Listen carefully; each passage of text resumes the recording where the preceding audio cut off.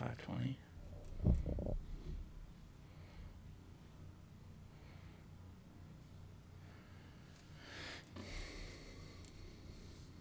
All right.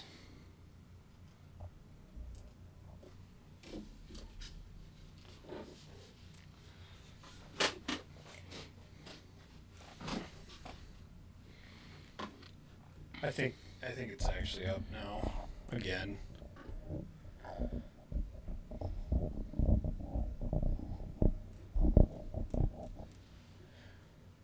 Views 0, current viewers 0. Can you pull it up?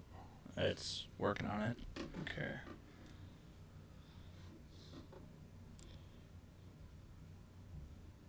There we go. All right. We're back.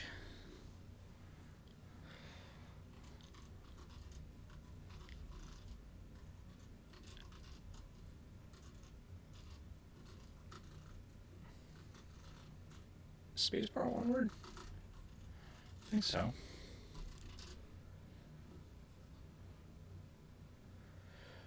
Oh boy.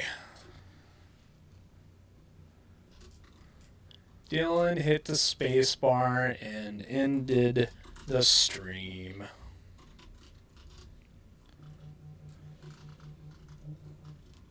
Is that your house thing or No. All right, here we go. Try again. New intro. Welcome back to part 2 of this. Dylan hit the spacebar and ended the last stream. So if you were watching the last one, that was my fault. Yep. Quick synopsis on what we're doing. While the stream was down, essentially we poured each other 5 blind flights of. I poured Whiskey Boy, Connor, bourbon. There's no notes in this yet. And he poured me something. So what we were doing was recreating a tasting from Ace Spirits that I had done about a week and a half, maybe 2 weeks ago. And we're going to see where he can place in the ranking out of 25. I scored 4th. Probably 26. Yeah. I don't know. I don't know if I've ever actually done a blind like this, so I don't really know. Yeah, I'm writing down your bottles right now so I don't forget them. I have pictures of yours. Okay. So in a minute we're gonna start getting into these. Okay, so what should I know about mine? Yours is all bourbon. Okay. It is there are no single barrels. These are all shelf stable products in the state of Minnesota. Okay, interesting. So there shouldn't be any curveballs to an extent.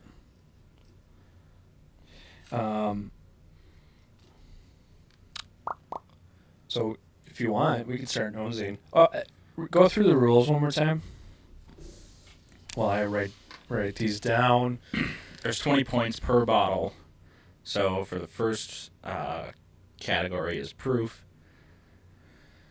If you guess the proof within 1 point, you get 5 points.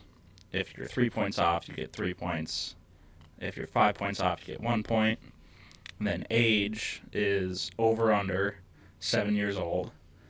So if it's 7 years old, you'd say over, right? Yes. Secondary grain. So bourbon's 51% corn. What's the next highest grain? The distillery that it comes from, and then if you can guess the label, you get 5 more points. How specific are we being on the label? It's a label guess. So if like if you were gonna guess an Elijah Craig barrel proof, you would have to say Elijah Craig barrel proof C920, not the C9B or C9B. the CB20, whatever. The echo is really messing with my brain function. So you're literally guessing the label. You have to Okay. right? Yeah. And luckily at Ace, it was all bourbons that were on the shelf, so we kind of have an even playing field because Well, I we're can using tell all of the everything in the bottles. room. All the bottles that are in your glasses were on the shelf. Okay. So what should I know about mine? I didn't tell you had to stick to bourbon, I don't think. Just if not all of them are bourbon, just tell me not all of them are bourbon. There is bourbon in all of them. What? That's what I'm going to say. Oh, my flight is all bourbon? Yes. That doesn't sound like a sure answer. No, it is. So these are all bourbons? Yeah. Oh, okay, that's all I'm asking. Yeah. Okay. All right, and welcome to Randall. Hi, Randall. Oh, there's an echo? Let me see about this. How about now? Can you hear me now? Might take a second. Ba, ba, ba, ba, ba, ba. Did you just shut off my microphone? No, we're shared. Oh, because I can't hear anything. I know, Okay. but this is the...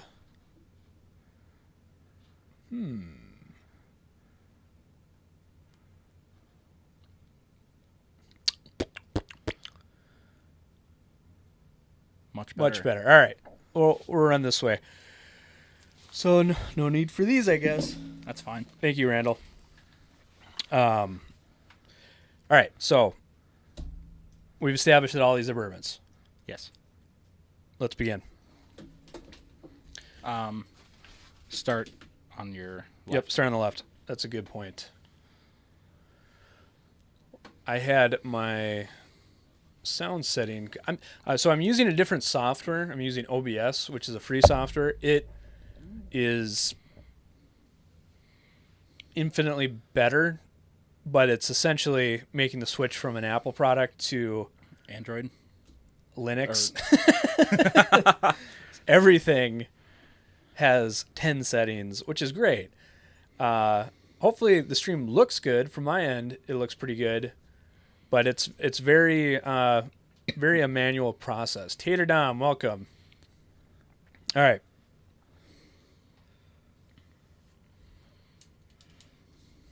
And you can taste these whenever, of course. Yep, this isn't a Matt Madness where we're having a smelling flight first before tasting. And we're not tasting the same thing, so we can actually give notes. That's true. We are not tasting the same thing. I mean, we might be. Okay, that's hot. I'm gonna guess. And remember, you're guessing by proof. You can guess alcohol content. Just make sure we know that. That tastes pretty low, so I'm gonna guess 90 proof on number one. Age on this thing. It smells weird.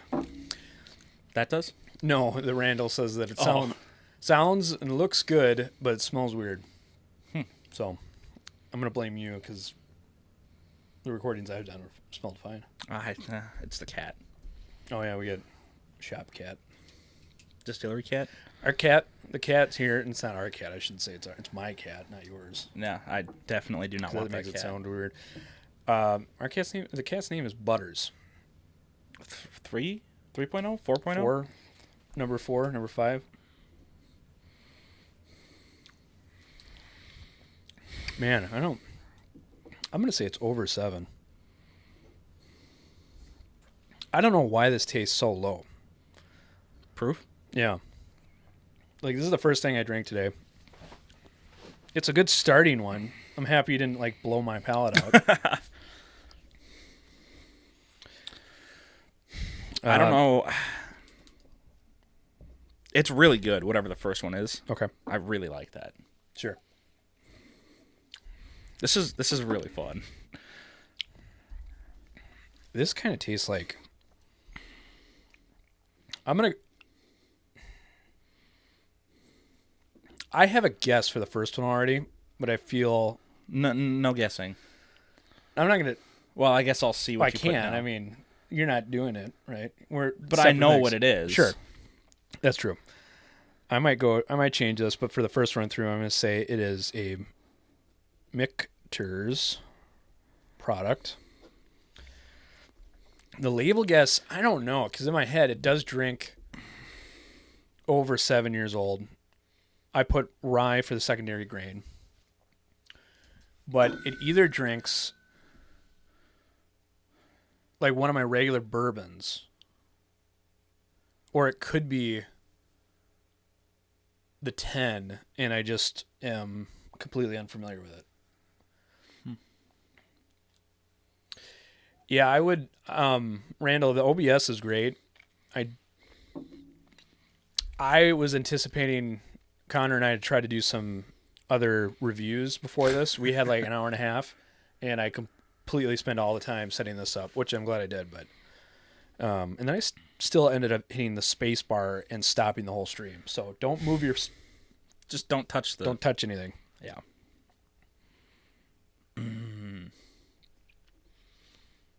I'm gonna put Michter's 10 year for right now. I don't think it is that actually, but I don't know. It could be my toasted. I might come back to that. I'm gonna put a question mark so Dylan knows to revisit. So all of these were something that Ace would have on the shelf normally. Depending on the day, they had them. Okay. I don't know. Compared to like some crazy things, shelf stable. All right, I'm on to 2. I forgot how to write. What's everyone else drinking? Hopefully, everyone's enjoyed their weekend so far. Ooh, I get banana on this. Oh, my coaster is gone. You only get one more. Actually, I don't know. I don't have the other coaster. I'll put it right on the edge.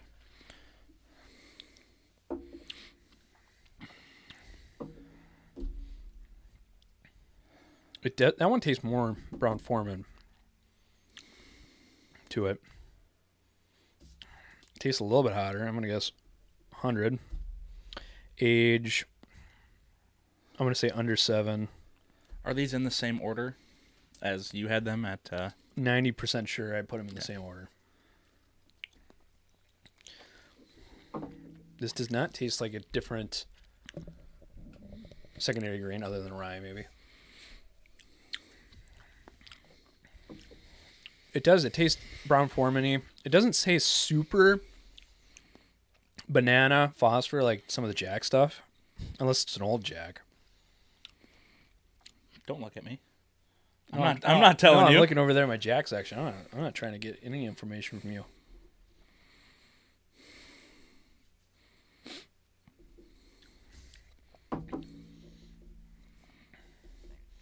Ooh, Lost Lantern. I have not had the Flame one. 10th Mountain Bourbon. I have not. I have 2 of the Westland Lost Lanterns, a Belconis Lost Lantern, and then what else did I have? I need to get more Lost Lanterns, but you only do so much sometimes. So none of these were single barrels. Correct. Okay. At Ace, none of them were single barrels. What's that supposed to mean?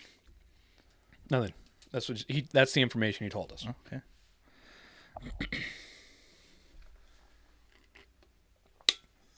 I'm going to say... So, also, you don't have this problem. But I'm just kind of saying it. I'm putting it out there that I think this is a Brown-Forman product. You can't put Brown-Forman as a distillery. That's a company. Right. So you'd have to put like Old Forester or Jack Daniels. Obviously. Those are pretty different, but there has been some live streams that I've watched that somebody put Brown-Forman, and they're like, Brown-Forman what? Like, there's multiple states of different Brown-Forman products. So I'm kind of thinking,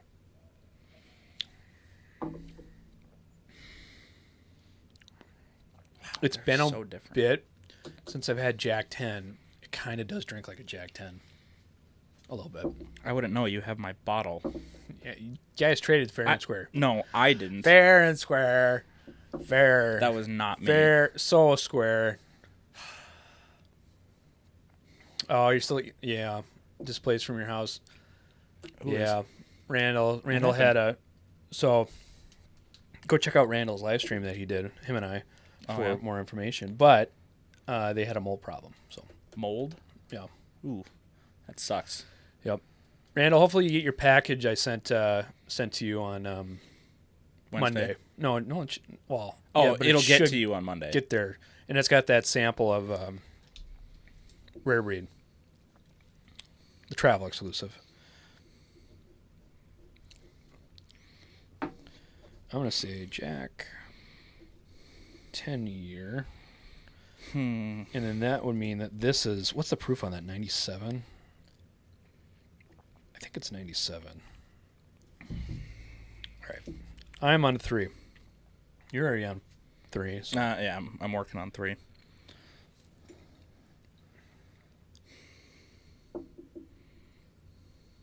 We will be after this talking about Connor's trip to Kentucky. I still have not really heard all the details of it, and there will be other things that we're going to attempt to try that he was There's a couple things. nice enough to bring to this recording.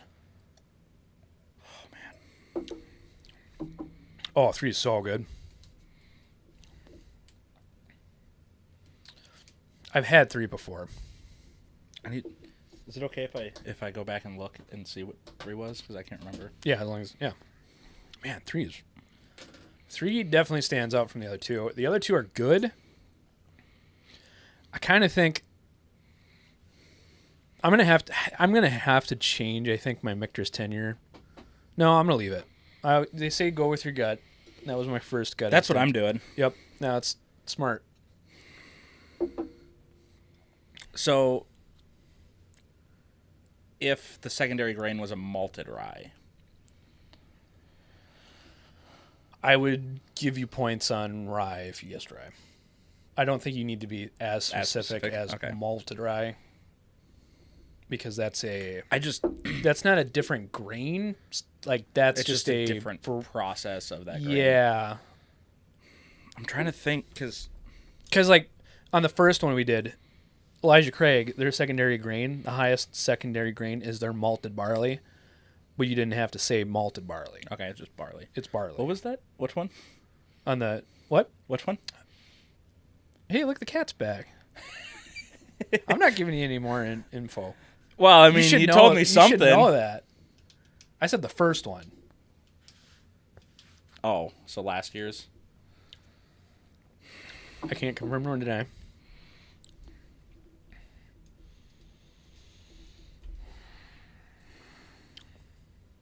Oh, I know what this is. Hang on.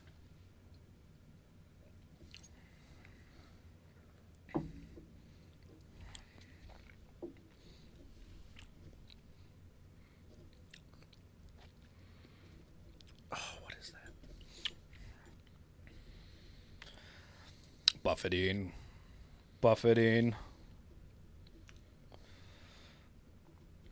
I think my number 3 is a Buffalo Trace product. I think it is 107 proof. I think it is under 7 years. I think its secondary grain is wheat. And I think it is Weller 107. Maybe. I might be wrong. But it does... I did get hit with that. This might be... What is that? Buffalo Trace product. The Lost Lantern Flame is a mix of Colgagen and Whiskey Del Bach. So those are 2 distilleries that I have yet to have, but would buy if I came across. Completely. I think I did have the opportunity at one point to buy Colgagen, maybe from Seelbach, or maybe it was a Del Bach. But I gotta get away from number 3.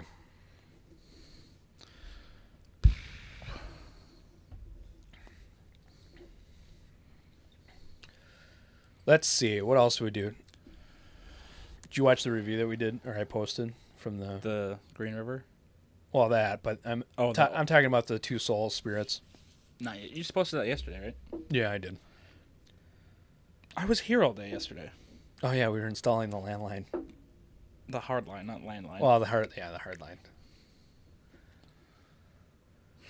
And it's working flawlessly, might I add. When you don't end the stream. When you don't hit space bar. I forgot that it was set up. Oh, well, I didn't forget. I just accidentally hit the keyboard.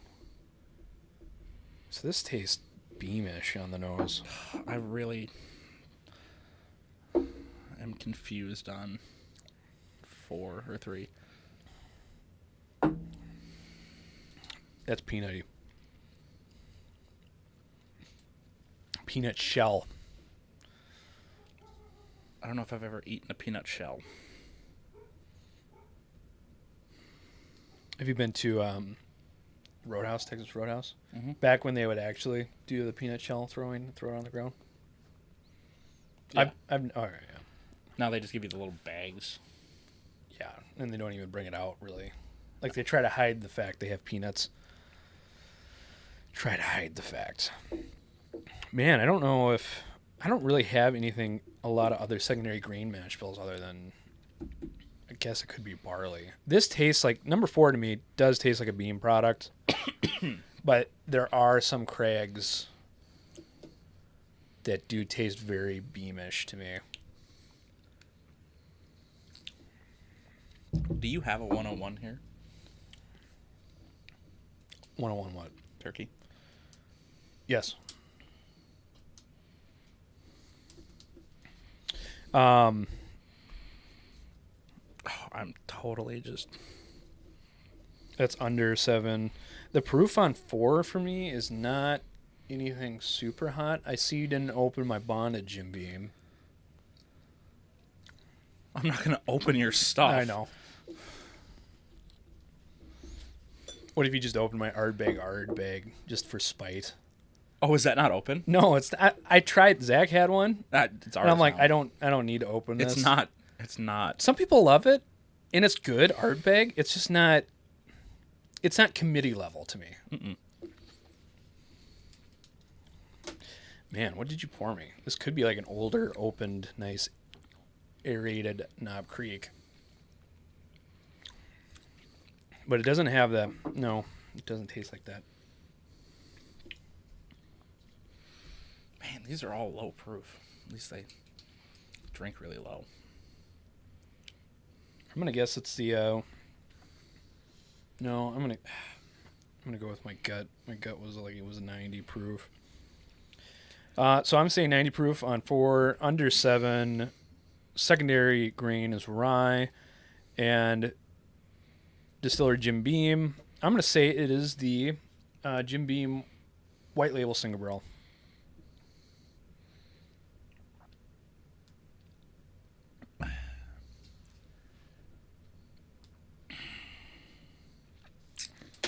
Now I get some water. I haven't even been looking. Let's see. Oh, I gotta keep up with Randall. Jeez. Yeah, I'd be super appreciative. Sample that. That he's- Lost Lantern. I think he's talking to Lost Lantern. Oh crap. When I was in Santa Fe, I bought out the store. It was like 8 different bottles. Yeah. I wish we got more Westland up in Minnesota. We get the core stuff now. That's it. No, we get the. I mean, the core stuff. Arianas and stuff. I see 'em all the time. Yeah, that's not the core stuff, I guess. But we get the main stuff. I have not yet seen a single barrel pick in Minnesota. I think we saw South one. Lindell. South Lindell has a Westland. They had one When did they have that? A number of years ago. a couple months ago. Oh, what? Why didn't you tell me that? Dude, there's like 70 million different things that you're interested in. Westland's like, it's the GOAT for me for American single malt. Well, I'm not an American single malt guy, so I don't pay attention. Well, to that. joke's on you. I lied. These are all American single malts. Okay. No, I'm joking. They're not. I mean, if it was, they're good. Mm-hmm. Yeah. I cannot. All right, I am on number 5. Already? Number 5. Yeah, I'm throwing out answers and taking names. And I'm all out of bubble gum. This one smells bubblegummy. Number 4? Yeah. What is it again? Bourbon. My number 5. This has the best nose out of all of them. The best nose. It's weird because these are all like super familiar. It almost is like I've owned them and probably had them on a couple different occasions, but I can't recall. No. No, okay. This one seems the hottest on the nose.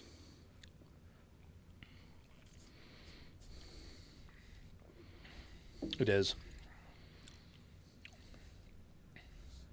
That's really good.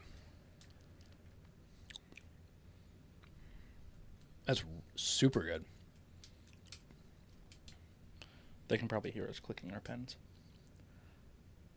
Probably. It's my nervous habit. Man, this also kind of reminds me of a certain distillery. Oh, I wonder. Speak your mind. Stagish.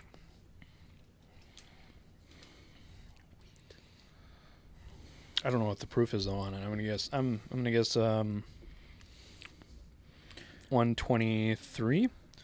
I'm gonna guess. I mean, it's Stag. I don't think they are actually over 7. So I'm gonna guess under again. Say rye for secondary grain.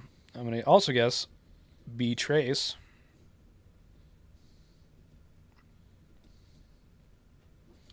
And I'm going to say it is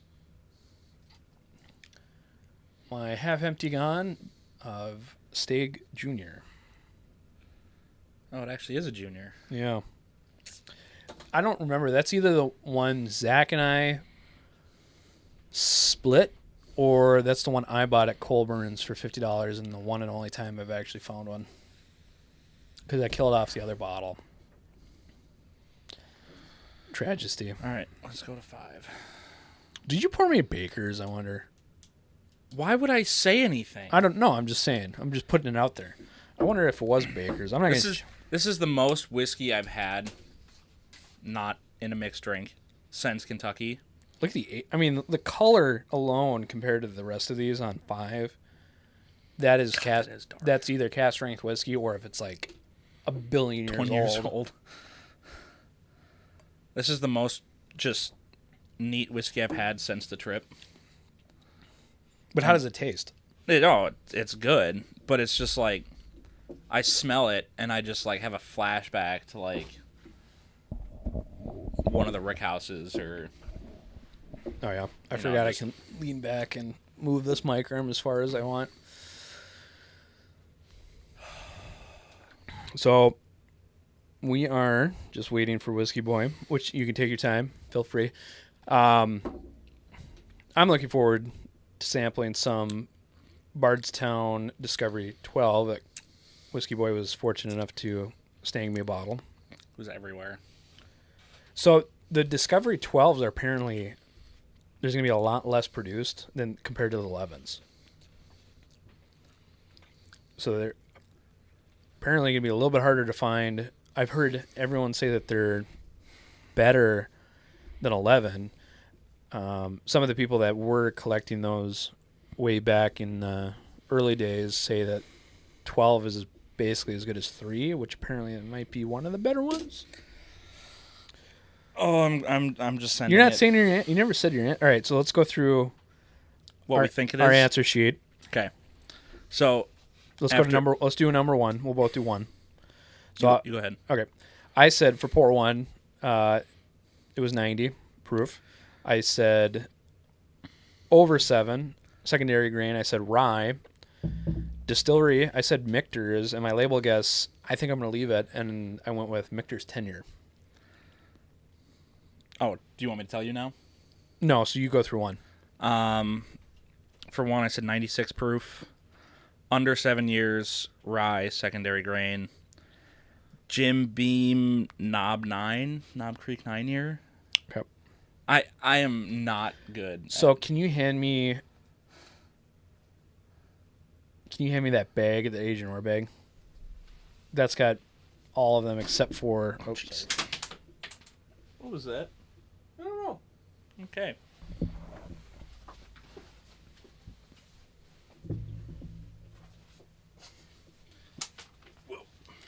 All right. So, what you were drinking for number one? I'm already upset because I know I got it wrong. Close your eyes. I'll tell you when to open it. Number one for you, you can open them, was the James E. Come Pepper. on. James E. Pepper decanter. That's stupid. What's the proof on that? 53.7. All right, so It's 53.7. So you didn't get any points for proof points. there's no way. You got points for. Is that one of the bottles that Yep. you got for me? So how many points do you get for? Age? I don't know. You get 4. Yeah, you get 4. So you get +4 for age. You get Hey, I'm on the board. 3 points for secondary grain. And you don't get any It points. smells like their distillery, and now I hate myself. Yeah, you were there, so I was there. bet you feel pretty stupid. All right, so No way. that's what it was. I have heard that there's apparently a ton of variation from batch to batch on those. The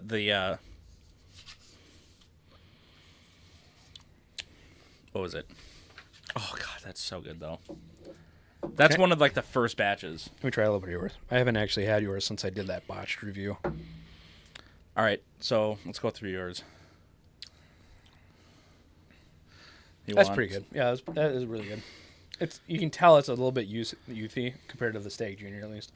If Yeah. it is I don't even know if it's Stag Junior. So you want to know what your? I don't feel super great on these either, so I'm not trying to make fun of you. But Yeah. all right, yeah. What was number Do I one have to for get me? your bottles? No. Okay. If you don't need to, you I don't don't. have to. So that's your final guess. Sure.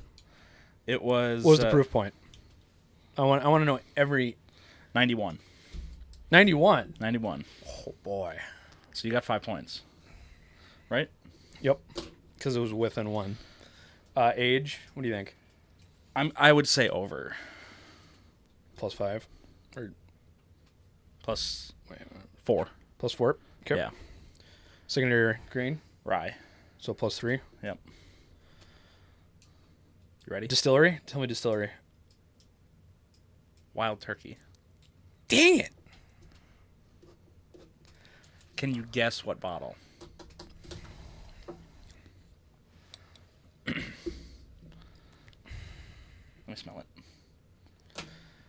Man, it tasted beam. Oh, that smells so good. It reminded me.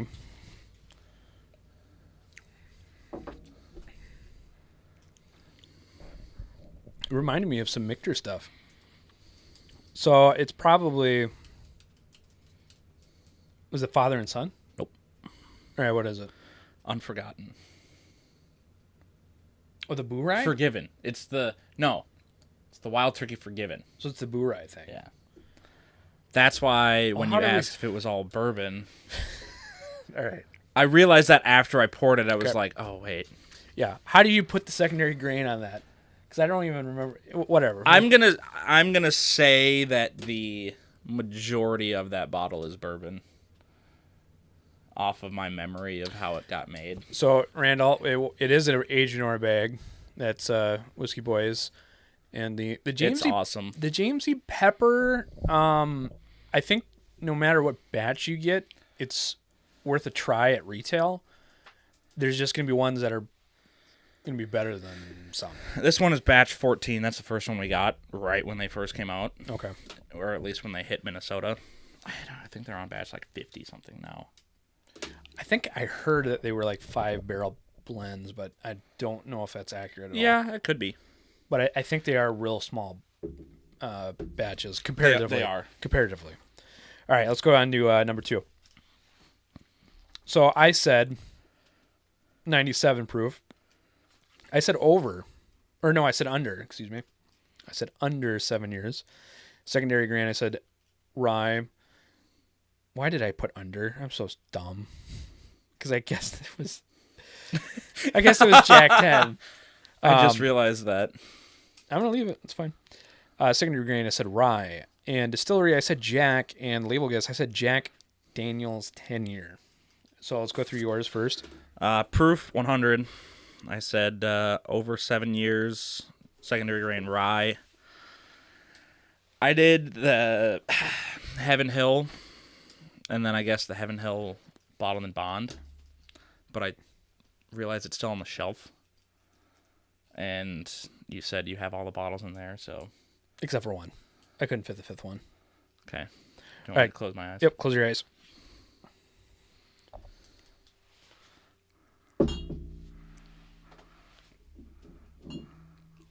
Open them. 1792 full proof.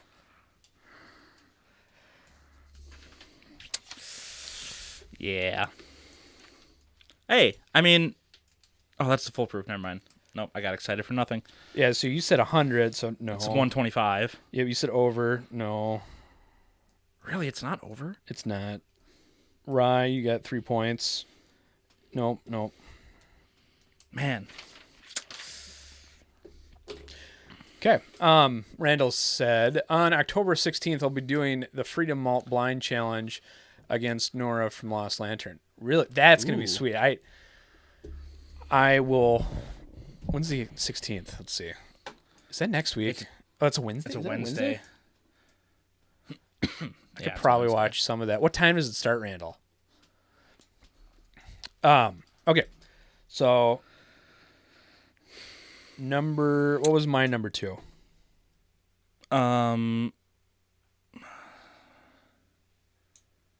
So it was just know the whole thing. You tell me the proof, I guess, first. 100. Okay, so I'm 3 off. I get 3 points. 3 points. I said under. I don't know. Skip that one for now. All right. I believe. Yeah. That's right. That's right. Plus 3. Is and it Jack? No. It's not Jack. No. Okay. So it's not the 10 year either. Nope. All right, what is it? 1792 bonded. The bonded. Yep. I don't think that is 7 years. So I will give myself 3 points. Yeah. 4. It's 4 Oh, points. that's right. Yep. Okay. Oh, this sucks. Really, this was 1792. But was it a single barrel I had? Because I will say, I don't think it was a single barrel. Okay, I think I have an unopened single barrel. That's when you were asking. When I said that Ace said they were all single barrel or non-single barrels. Is that one a single barrel? Yeah, that's the only one I had. Okay. So there is a little bit of variation that you were getting, but it probably wasn't much.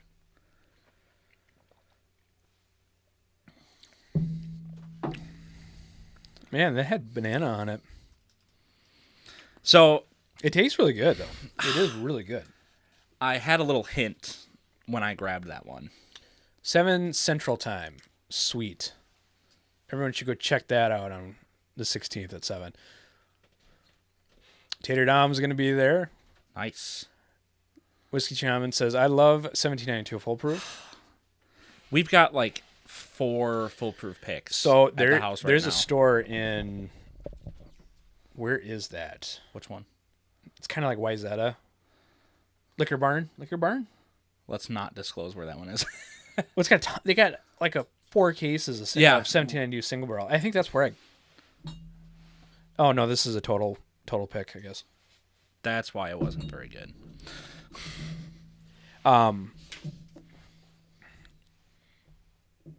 Yeah, I love the 1792s are good. I know. That Bottle and Bond though. I think I do prefer it. So it's kind of funny, speaking of 1792 and on the trip. So like we knew that they don't do tours, or you have to book tours like way in advance. But we were just like, let's just drive there because Oh, Barton. Yep. I don't know, because we felt like it. And we pulled up, and there was just like a guard at like the gate, and he just gave us like the dirtiest look. Was he ever. holding a whiskey thief? No, Oh. no, he just looked very upset. So I'm just like, all right, let's just not. It's not even. We just backed out slowly, and it was like towards dusk, so it's just like, let's not do that. Yep. Let's go on to number 3. This is where I felt very confident in my abilities, which is meaning I'm going to fall flat on my face. So I said proof was 107. I said age was under. I said the secondary grain was wheat. The distillery, I put Buffalo Trace, and the label guess, I said Weller 107. What did you put? Proof 101, age under 7, secondary grain, rye. And I did Wild Turkey for the distillery, and then just Wild Turkey 101 for the label guess. So I got to make sure. And I know it's wrong, but it makes me mad because Let me smell your 3. I love Wild Turkey so much, but Yeah, you're crazy. I know. All right. Don't laugh. Number 3 for you. Wait, Close your eyes. Hold on. You can't change it. No, I'm not. I just want to. Ready? Mm-hmm. Oh, God.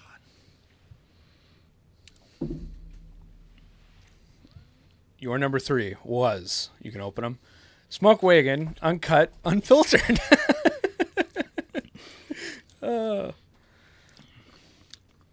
This game sucks. Sorry, that was loud. That's right. I adjusted a little bit. Hopefully it doesn't do that. So the 2 that I borrowed from you guys was the James E. Pepper and that uncut, unfiltered. So what was the... You said 101. Mm-hmm. What is that? 115 almost? 150 or 56. So no. 56.5. Nope. Under, you do get points for that. Oh, and it's MGP too. Yep. Rye, you get 3 points. And you don't get any points for... I didn't even label. think about MGP. And it was in the... Yep. Ugh. I didn't guess that bottle either. All right. Do you have your original sheet? I do. Okay. We can grab it. I know the points I got. Okay. So these are out of 100. I Really? got 28 on I've got the blind that he's doing. I've got not a lot. Yeah. So. So once again, I said 107. I said under weeded Buffalo Trace. Weller 107. Did I get it right? Yeah, you did. I haven't had that in a long time. What does that mean for points? I get all of them, right? 5, 4, 3, Just obliterated the point. 5, 5. Does that add up to Distillery? 20? Is distillery? Distillery's 3. So distillery's 3 and label guess is 5. Does that add up to 20? 10. Something. Yeah, it does. Okay. All right. Man. I thought, I don't know why. It was really stupid, but I thought that I was going to stump you with that one. So, I haven't had 107 in so long either. Actually, did I have it in Kentucky? but it's so it's so unique to here's the thing to me. All the other weeded bourbons have a very pronounced flavor to them. The 107 has its own very unique profile to it that you can pick out. And then Buffalo Trace also has kind of a very unique flavor to it. I think I was just fortunate to be able to pick that out somehow. All right, what Randall said, Smoke Wagon, WTH. I know that. Seriously. Wow, I'm being very loud. Yeah, I don't know. And thank you for the kudos, Randall, for the 107. Oh, yeah, that one was disappointing a little bit. It does taste a little. I mean, my bottle does taste like it's got some oxygen to it, Oh, but it smells so good. but it's got that oak/grape note to it. That's what stands out to me. That's a Buffalo Trace product. Oh, let's move on. All right, so number 4, moving on. I said 90 proof. I said it was under 7 years old. Secondary grain, I said it was rye. Distillery, I said Jim Beam. And then label guess, I said Jim Beam White Label Single Barrel. What did you say? 90 proof, over 7, which I don't know why. Secondary grain rye, and then I did Michter's and like the small batch, right? Yeah, that'd be fine. Yeah. What did I actually? Oh my god. What? Nothing. No way.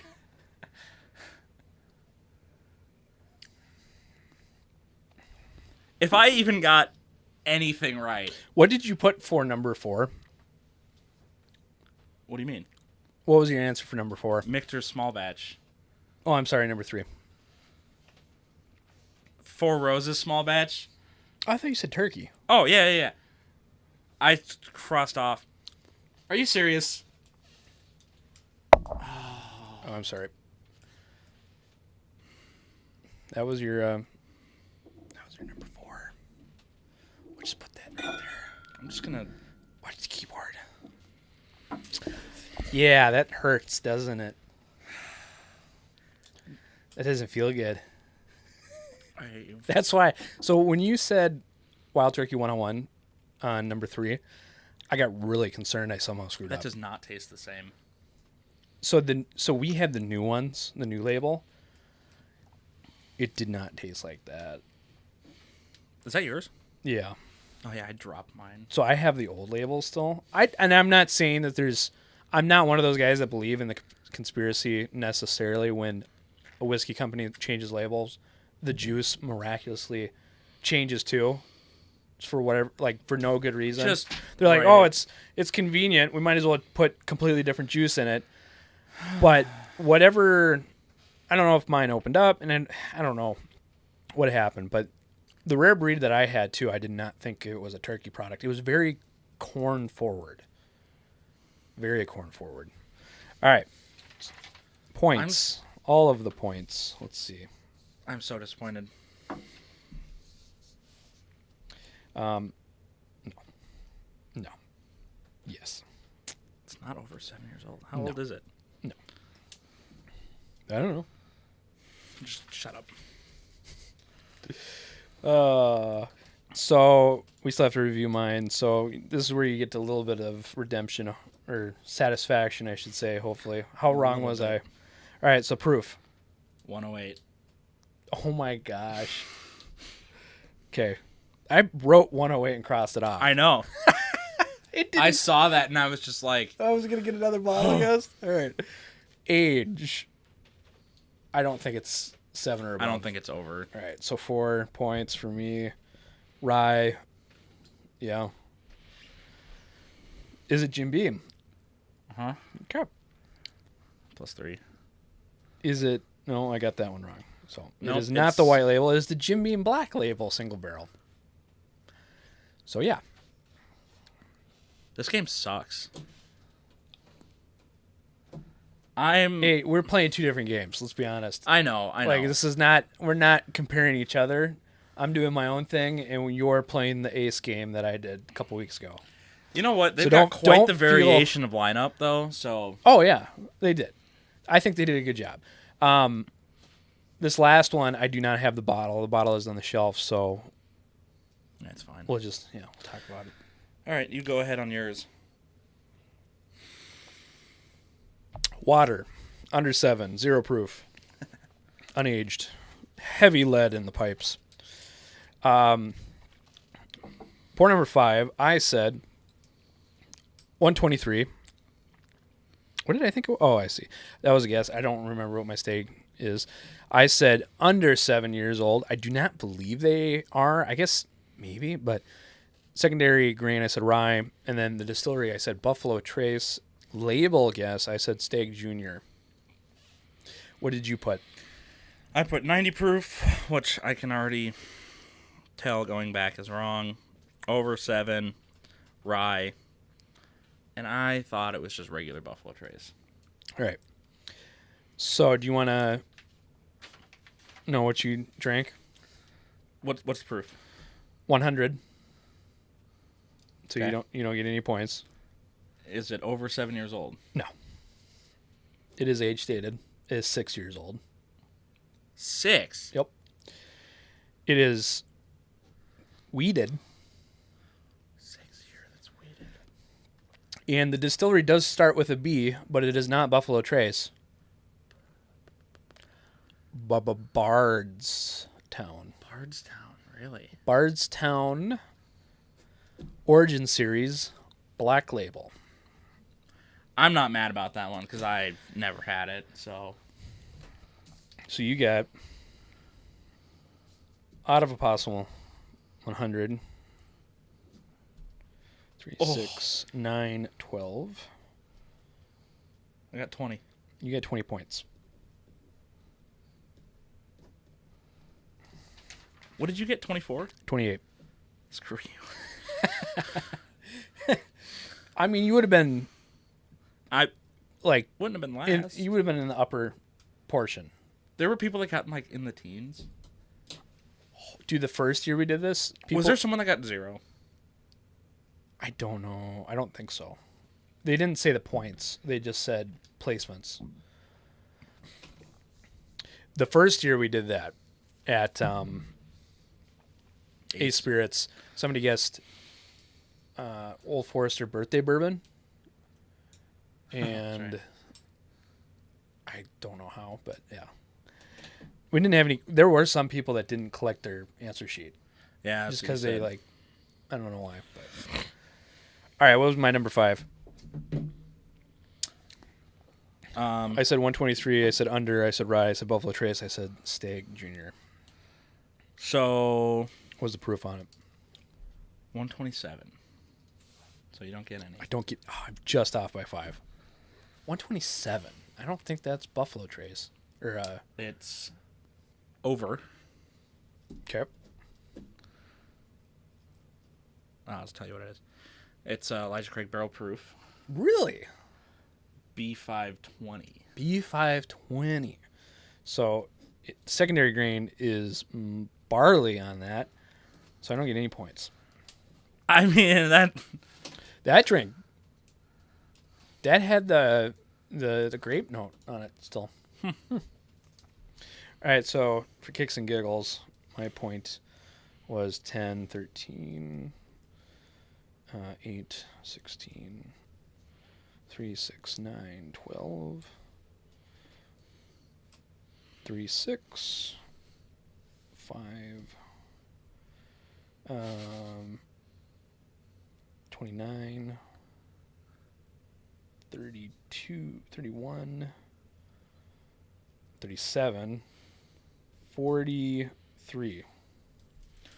well, you would have won a Russell's 13. Yeah, well,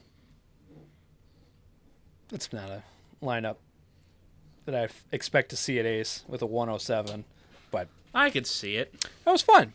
I would was like dumb. to do more of these in the future. Really, this is Elijah Craig. B520. I almost put the C919 in there. I still don't see it. That is the best Elijah Craig that I have had in the last 3 years. Oof. Oh. But you see what I mean? It doesn't, Oh, that's so good. the current day Elijah Craig, it doesn't even remind me of that. God, that's 5 years old almost. Yeah. I think I might have an extra of that, or it's the B521. I hope it's the 20. I don't think it is, Oh though. my goodness, dude. That is so good. All right. Well, that sucked. That great Flint water. It is that great Flint water. That was dumb. Let's talk about something fun now. Yeah, why don't you pass me those bottles back and we can make some room? Oh, these.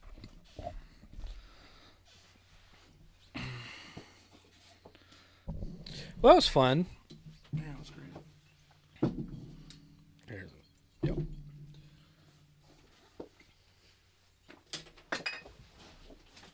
All right, and we're back to Whiskey Boy's trip to Kentucky. Actually, that's the. I don't want to waste that Weller.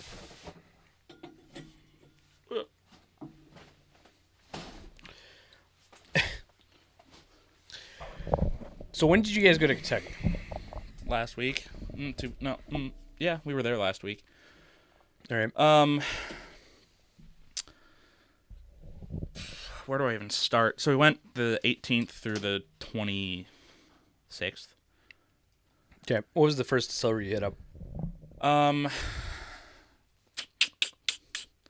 First distillery, New Riff. Okay. So we spent the first night in Dayton, Ohio. Supposedly the land of Weller. It was and it wasn't. It was for Green Label, but I guess all the store owners were like, oh, if you would have been here yesterday, we just got our shipment of 107. So we didn't get any 107. We saw some down in Kentucky, but you know what that means. Secondary. Over secondary. So we spent the first day in Dayton. Well, Ohio. We went down to Cincinnati. That's honestly where we did a lot of shopping. Actually, we stopped in Indiana the first day on our way down there. So we made it to second day. We actually made it to Kentucky. We spent the most of the evening in Covington. Went to New Riff, which that was cool. I mean, it was the first Kentucky distillery I ever went to. Sure. So that was kind of fun. And then we went to the Party Source in the same parking lot as New Riff. It's this massive, massive liquor store. Like, it's ridiculously big. Okay. So what did you guys do while in New Riff? You guys were just there. We were there for like 3 minutes because yeah? they were closing. Okay. We got there literally probably 3 minutes before they closed. Sure.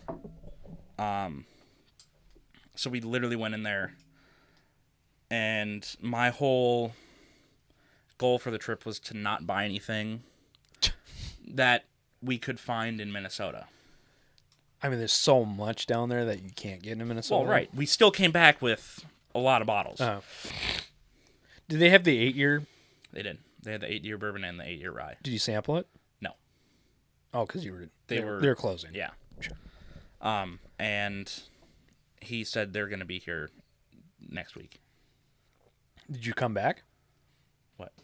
To New Riff? No, they're going to be in Minnesota this upcoming week.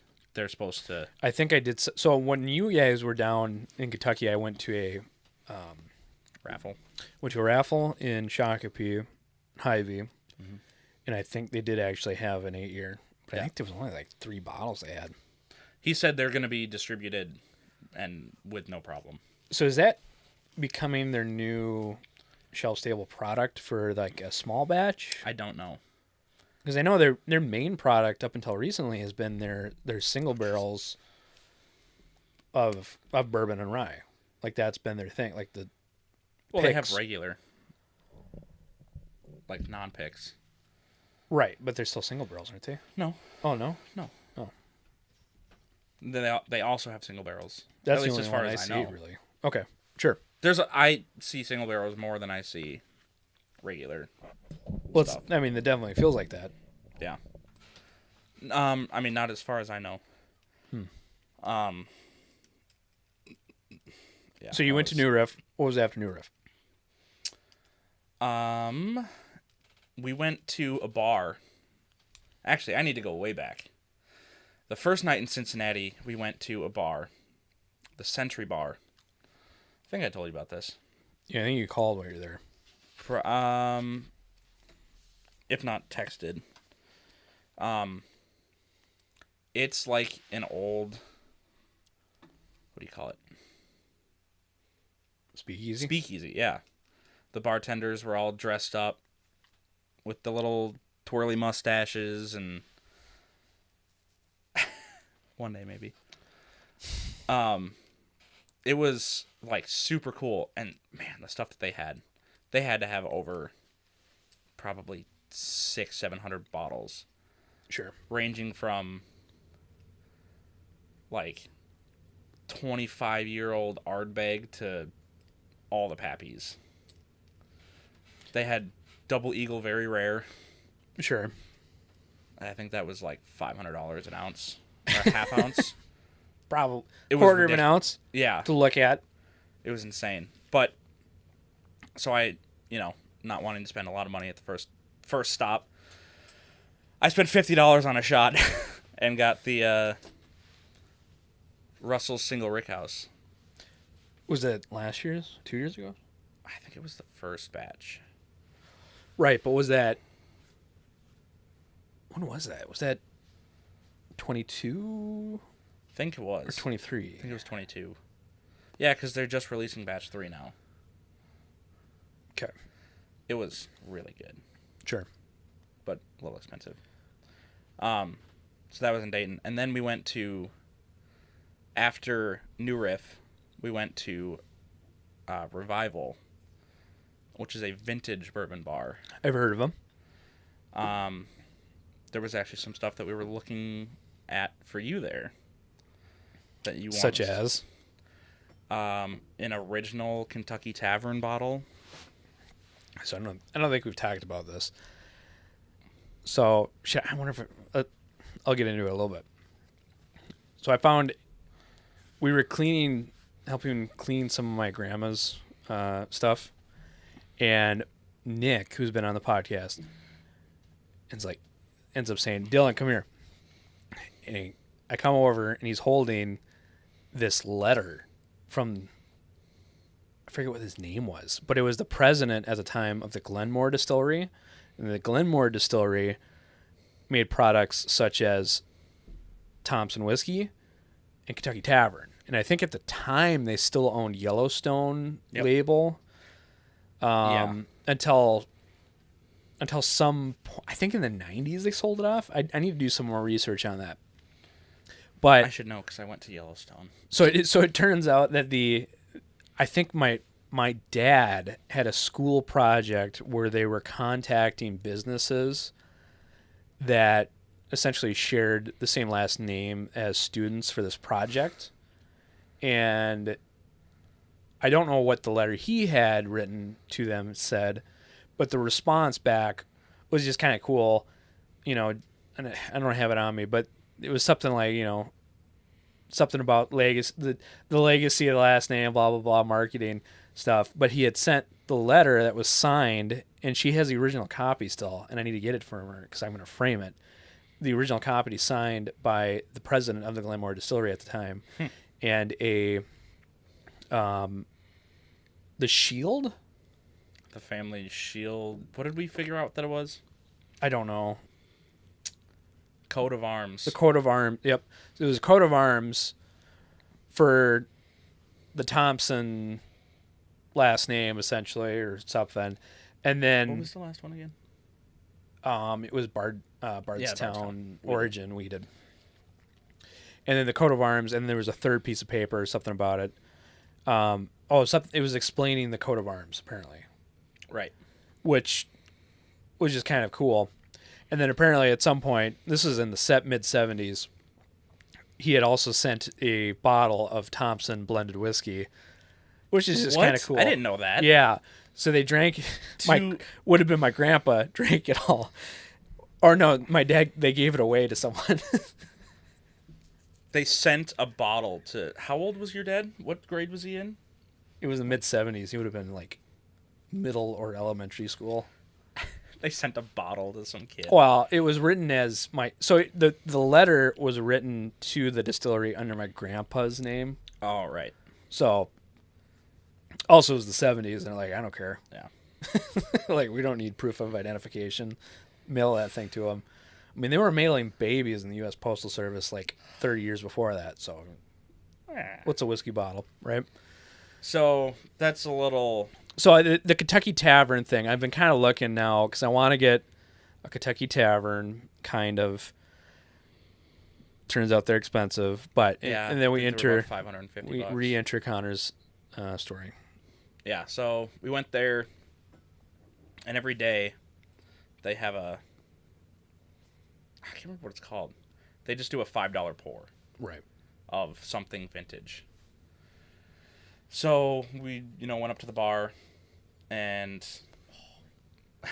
they had a 1970 Yellowstone. Yeah. So what was the proof on those? I have a picture of it. 1970 Yellowstone, and then a 1985 Jim Beam decanter something for $5. What was the what was the age statement on the Jim Beam decanter? Was it 100 month? Some of those are hit and miss. 8 years old. Oh, it's probably fantastic. And then what were you looking for on the Yellowstone? The proof on the Yellowstone. Probably not important. It was probably 100. 86. 80, oh, it was 86. Okay. And it was a 6-year-old.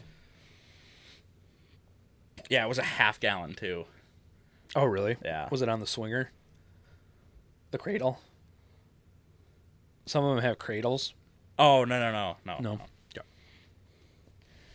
So that was cool.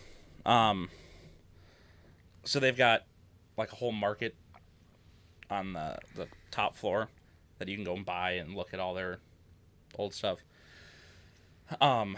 So they had a couple bottles that they had for sampling from the 40s. Like, It's wild. 1943. So like World War II whiskey. And I think it was $50 for a quarter ounce. Okay. Which, for something that old, sure. I'd probably rather drink that than the Double Eagle, very rare. Oh, yeah. Randall, this is so cool. I mean, Kentucky Tavern isn't the best juice, but it would still be cool. Yeah, definitely. I mean, the old stuff's probably pretty good. The old stuff probably is pretty good. So, I mean, the old stuff was regular Kentucky straight bourbon whiskey. The stuff now, as I found out later after you guys picked me up a modern bottle of that, I'm not trying pull it out, but I'm not drinking that. Is straight bourbon whiskey with natural flavoring. Yep, this is what he got me from Kentucky. And an Old Thompson. Yep. I think in total they were about $15 for both. It'll get you drunk. Will it? I believe that's a quote. It is. So, yeah, we were at Revival, and that was super cool. Got some of those vintage pours for so cheap.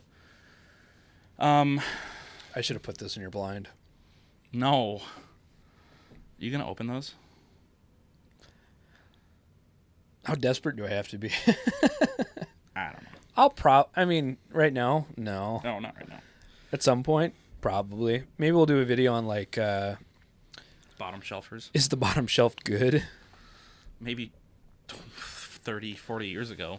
So I've had the Thompson stuff before. It's been a long time. Like that stuff. Yeah. God, that bottle just looks bad. I completely agree, but I love it. Oh, yeah. So, that was in Covington. Covington was probably one of my favorite cities. Yeah. Good stores, because, we did a lot of hunting there, too. Good stores, good bars, good restaurants. Mm-hmm. And it's just a super nice city. Sure. It's right on the river. Highly recommend. So we make the 2-hour drive in the dark in a very... Kentucky roads are so tiny. Well, because, I mean, you're out east. Most of those are, like, just paved horse carriage roads. I mean, literally, it was bad.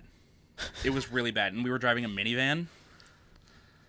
It was scary.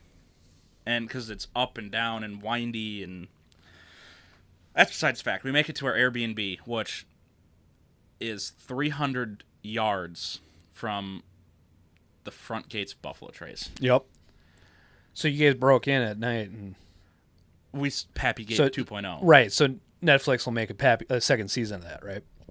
In, I don't know, what, 10 years? When was it? It was like 2000. It was either 2008 or 2012. I feel think like it was that 12. range. So every morning that we were there for 7 days. I woke up and I looked out my window and I could see the water tower of Buffalo Trace.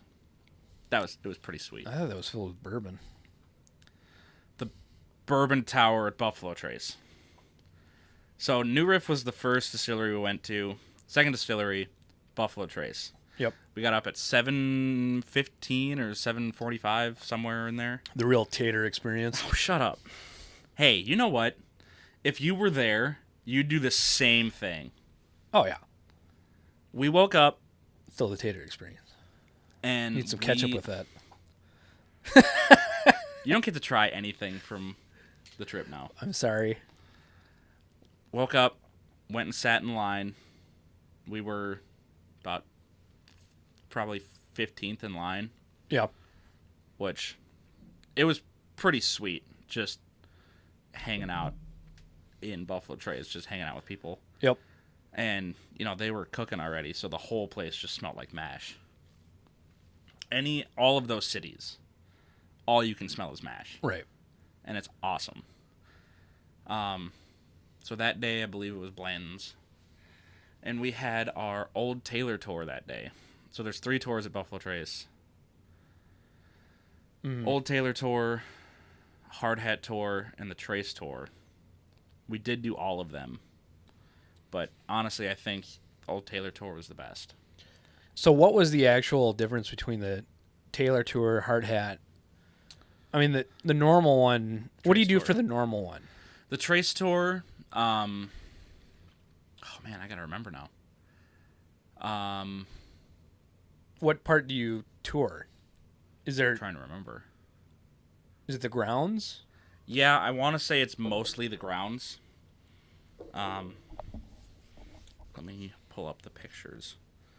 Help me re-jog my memory a little bit. There's a good book that I was trying to get you to read. I think at some point last year, probably. That was the. It was a Buffalo Trace Distillery audiobook Yeah. that was written by a guy, and they explain essentially that whole area and how the distilling came to be. And I didn't realize this. I mean, it totally makes sense that the reason it was named Buffalo Trace It's because of the is because Buffaloes. Buffalo Trace is Yeah. an actual thing. Yeah. It's a trail that the buffaloes made throughout the whole eastern United States that the settlers used to traverse. Mhm. And then obviously they got wiped out pretty Yeah. much. But I don't know why that didn't cross my mind that Buffalo Trace was actually named after a real, the buffaloes in that area at the Right. time when the founding of Kentucky and other states were occurring. Yeah. Fascinating book, by the way. So, I would say that the Trace tour is more... It's basic. Right. very It's basic. of course. So they go around the grounds a little bit. They show you a rick house and, just some of the basic stuff. They show you where the barrels are being filled, how they're getting, rolled down the tracks, and Yep. after they're filled, where they go. And when they get the barrels in, the kind of the start to finish process without actually seeing any of the distillate. Right, because You don't need to see the details really. No. For that tour. And they really showcase the property a lot in that one, Right. which is absolutely gorgeous. So I'll go from my favorite, or from my least favorite to my favorite. Trade Store was probably my least favorite, just because it's so basic. You wouldn't really expect it, but the Hard Hat Tour wasn't my favorite. Why? It's a lot of the same stuff. If that was the only distillery that you'd ever been to, Well, because I always understood that the Hard Hat Tour was like more behind the scenes, It detailed definitely is. in machinery, and okay, I guess it's just very different. So the Hard Hat Tour, you literally get to go pretty much through the entire process. They show you grains coming in. so it's kind of like more of a craft experience tour, where like a craft Yeah. distillery, like we went to Driftless Glen, and They their show you their start to tour finish. is start to finish. Yeah. So the Hard Hat is more Start the- to finish distilling. okay. So they show you the grains coming in, the cookers, the fermenting tanks. What do they call it? The beer. It's not a beer tank. It's where they put the distiller's beer. Beer stein? No. Doesn't matter. Not sure. All just the different stuff. Right. And then, at the still. The still is the biggest part. Mm-hmm. Which, How many stills do they have? Two. Because they three. get the low wine, high wine, and then a duplicate Okay, of that. well, if you're counting the doublers, then 6. Sure. So they have the 2 column stills. Yep. The one They got one that's doing wheat, or the Wheatley vodka, right? Wheatley, I believe. What was it? Some of just like the experimental stuff. Mm-hmm. But it was just this little tiny still, which was actually really cool. How big was it? Do you know? How many gallons? Yeah. I have a picture. What does it say gallons on the photo? It does. Yeah, 250 gallons. So don't question me. Don't question Bruce Dickinson. 250. Oh my goodness. Yep. And that was their small Did one. they say how many barrels that produces in a run? I mean, it wouldn't even be one, I suppose. It's 250. It'd be a lot smaller than that, but Randall Whiskey Shaman says, I go to Turkey in a really craft distillery. Yeah, I agree. Well, we did too. Okay. All right, so let's get on the other tour. Taylor Tour We got to pick up pace. was my favorite because you got to see the OFC distillery. Okay. So where Colonel Taylor, his first distillery, so his fermentation tanks were literally all made out of copper. So I'm curious, what was their input that they had on OFC? Did they weigh in on old-fashioned copper or old fire copper? So the Well, distillery Yeah. is old fire copper. Okay. The product, the bottles that come out of that are old-fashioned copper. Does that make sense? Yes, but it sounds like that sounds more of a historical we don't know, so we'll put both than Yeah, I think that's probably an pretty answer. accurate. I think that's probably pretty accurate. Okay.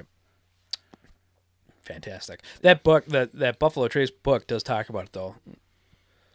It was really crazy just to see it because they talk about the history of when it was built, when Stag came into play. And when Taylor ran away to Europe, allegedly to hide from his payments that he owed. Something like that.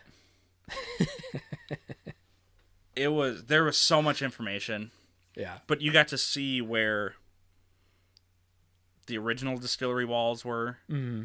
and then when it got rebuilt, because Taylor, I believe he tore it down and rebuilt it, or maybe it was Stag. And then, Sure. where Blanton's came into play too. Yep. Yep. So that was really cool. And then you get to go into Warehouse C, where I believe all the Taylor comes out of. Yep. So those were the 3 Buffalo Trace tours. Cool. I think we did 10 individual tours. It's a lot. It was a lot in like 7 days. 7 days. Did you get anything from Buffalo Trace? Yes. So first day we got Bland's. Second day we got Eagle Rare. Third day was Taylor. We were not able to go that day. We were at Jim Beam. So we actually had some friends. They were able to go for us and get us our allotment of Taylor. Fourth day was Weller. Sure. Weller. SR. Yeah. Yep. So, we went in the morning, got our Weller, and then we had a tour. That was our hard hat tour later in the day. And after every tour, you have a tasting. So they do Buffalo Trace, Sad Dry. Was it anything different on the tours from tour to tour? Or is it the same product? It's whatever the daily release is. So the first day was Blanton's, second day was Eagle Rare, and then our third tour was Weller. Sure. And then the first tour after the tasting, we got to do the Century vodka. Oh, okay. You told me about this a little bit. It was actually, it's the best vodka I've ever had. So they have 3 different vodkas: the Wheatley vodka, which is 10 times distilled, the Century vodka, which is 100 times distilled, and then the Clicks vodka, which is 159 times distilled. They're all very different. So is it all, what was the grain base for them? It's all the same as the Wheatley. Yeah, but what's the Wheatley grain base? I don't know. Don't remember off the top of my head. I don't remember. If anyone knows, let us know in the comments, please. So those were kind of the interesting things we got to taste. The day that they had the Weller SR, yep, our tour guide, after the tasting, said it would be in your best interest to go and look at the liquor wall. Me and Dad didn't really think anything of it until it clicked. We were like, oh, you know what that means. Where is it?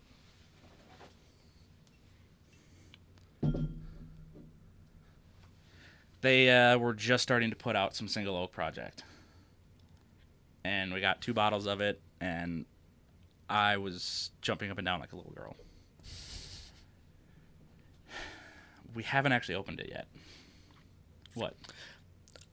What? I'm holding back something. What? No, say it. Say it. And I could feel it from here. Oh. Jeez. Wow. Do we need new glasses? We probably should. I get new glasses over there. I didn't say we were opening it yet. Oh, okay. Well, all right. Never mind. Time to end the stream, I guess. All right. See you guys. No. So I think that was probably my favorite thing we came home with. Yeah. So are these, I know, this is Barrel 64. Are they always the same back label? Do they ever explain more of what they're... I don't believe so. Because I looked, we have Barrel 64 and Barrel 128, 123, 128. Same back label. Yeah. So there is a website, I believe it's from Buffalo Trace, that has all the specs on every barrel. Yeah. So this one is a... Well, it says that the 92 barrels were charred differently. The single oak barrels are then filled in different recipe whiskeys at various entry proofs and aged in various different warehouse styles. We believe this experiment will allow you to directly compare the impacts of 7 different critical variables across 192 bottles for a total of 1,396 taste combinations. None of the 120 or 192 bottles in the set are completely alike. Yeah, well, it's cool. You're never gonna find all of them. Oh no, there's so many. So you got White Dogs. Yeah, so they only sell the mash bill one at the distillery. Oh, really? So yeah, you have to find these out and about. So I got the wheated and the rye. We might do something with those at some point. Buffalo Trace was so much fun. They're really there for like the consumer experience. Right.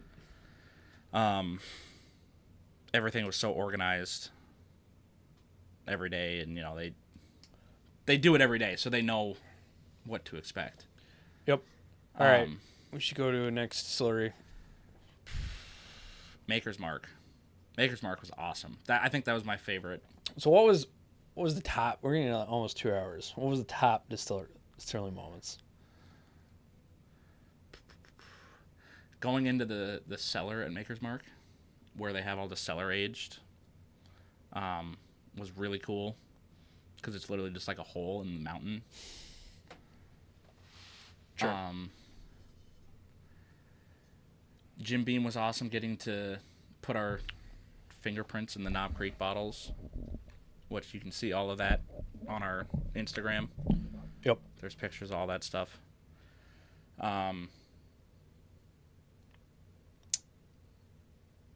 James E. Pepper was, I would probably say that's like the only craft distillery that we did a tour at.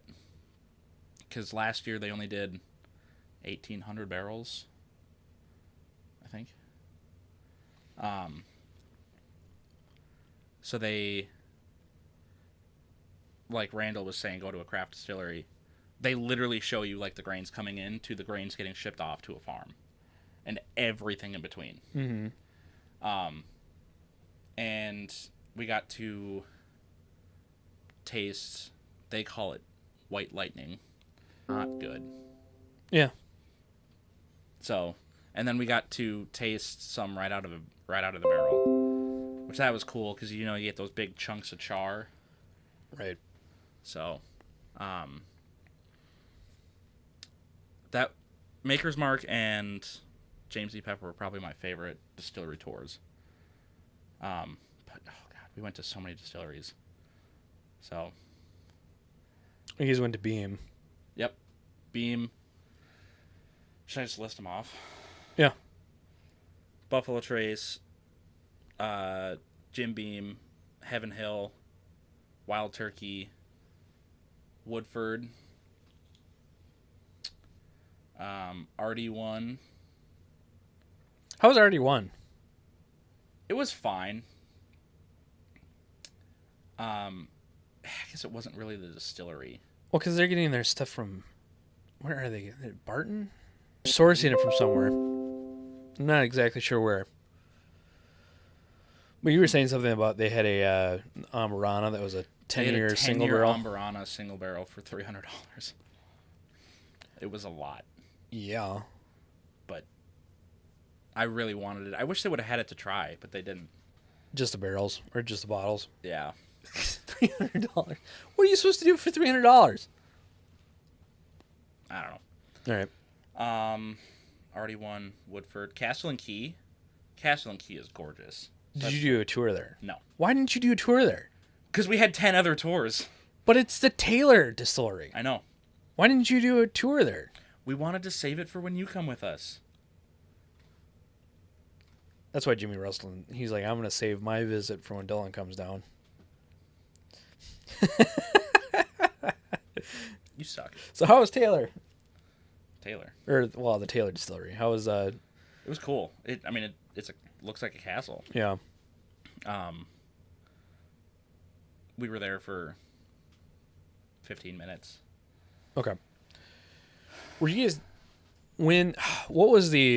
did you watch the It's Bourbon Night video on the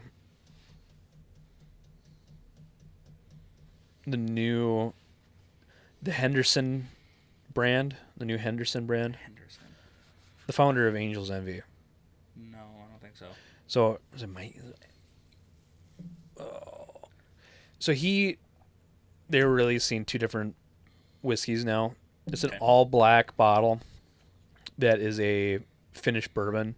There's a white bottle that's a finished rye, and it's like a 3-barrel finish rye. Right. Wes Henderson. I've heard of it. I didn't watch that video on it. So it probably was, they had the opening going down probably when you guys were down there too. Okay. But I was just curious on if you guys saw any of those bottles floating around. I think we saw some. But everything in Kentucky is so marked up. Like, just everything. Right. Essentially all of Kentucky distillery towns are a tourist trap. Well, it wasn't even, like, it was just, like, the small towns in the middle of nowhere, too. Right. Because they know people are going to come there to find... They're going to look for Weller 107. Yeah. Yeah. Yeah, I don't know. What else do you want to know? Give me some questions. So you guys went to Turkey. Yep. You guys, big Russell's fan. Mm-hmm. Big. The biggest Russell's fan.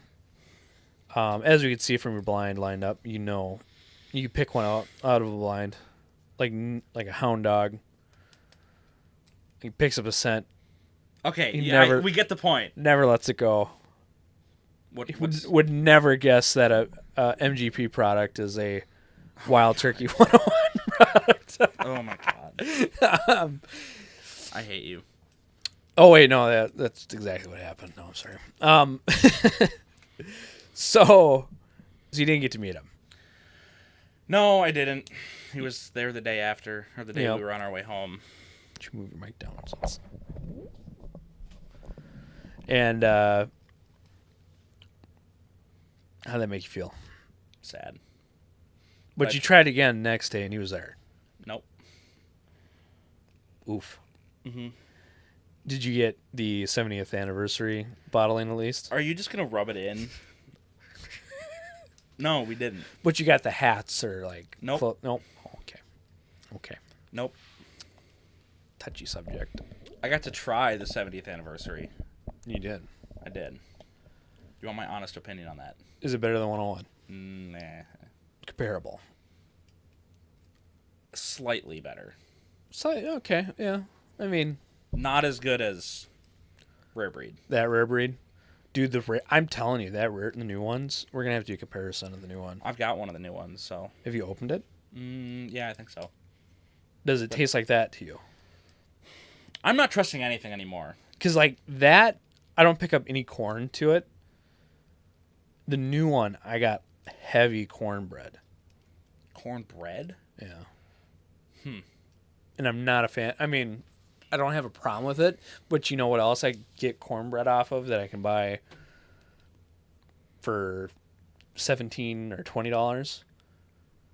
The Benchmark Full Proof. Heavy cornbread. If the new Rare Breed is cornbread-esque, that's just a no-go for me.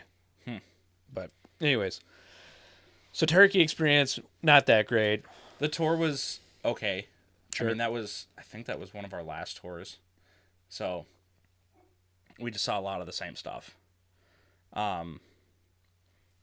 Tasting was really, really good though. I found, or I noticed that it really depends on your tour guide. A Turkey? Tour guide, everywhere. Yep. If your tour guide doesn't have the energy or isn't, into it, it kind of loses the energy. Right. I guess. Yeah. If they don't have the energy, there isn't any. Yep. So like our tour guide at Maker's Mark and Jim Beam, they were just so energetic. So it made it entertaining and they got everyone involved. Here, pour me some of that 13th colony. What? The 13th colony. Oh. So, should we get into some of the bottles that we got? We should be. You're the one directing this, so. Oh, jeez. Careful now, Tiger. So this is the regular one. Yep. I don't even know how to pour that. It's like for those who haven't had an Old Forester birthday bourbon, we give you this imitation bottle to know the pain and the experience of pouring this.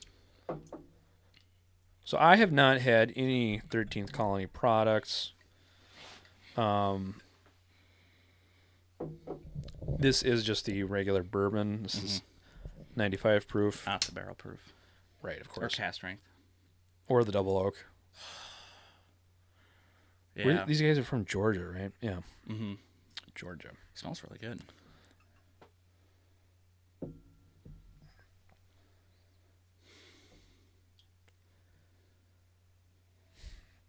I don't get a lot out of it.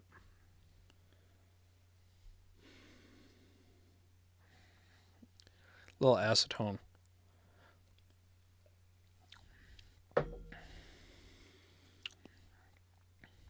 That's good.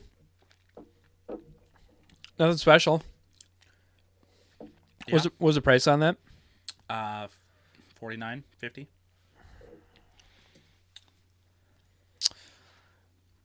That's right. It's there. borderline. I think it's not a ripoff by any means. I just don't know if it's right for my profile. There isn't much there, like you said, on the nose or on the palate. Drinks like a good bourbon. Mm-hmm. Yeah.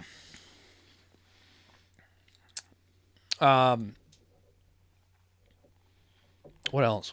Was there anything else? That we got. Well, I know you got stuff. You guys went to Beam. Yep. You missed out by a day on the Old Granddad Yeah. 16. Those were what? But apparently people don't like those. Or 250. 200, I think. Yeah. I don't. After hearing the reviews, I don't know if I would have gotten one. Well, SLB did a video on it, and they did not think highly of it. Yeah. And I know those guys. I mean, at least. Oh crap! What's the other guy's name? Not the dad, but Trent, Big Beam guy. Mm-hmm. Did not like it. Yeah. If that guy doesn't like it, then you've done something wrong. Yeah. But you know what we did get from Jim Beam? No. You get the Infinite. We got the Little Book Infinity. Oh, it's not the Infinite? Infinity. We got that. And we did open it already. Did you? We did. We opened it the day we got back. All right. Oh, what? Is it the Infinite? I've heard it called both. I thought it was Infinite. That's what it says, right? Yeah, it's Infinite. I know what I'm saying. I didn't disagree with you. Who said it was the Infinity?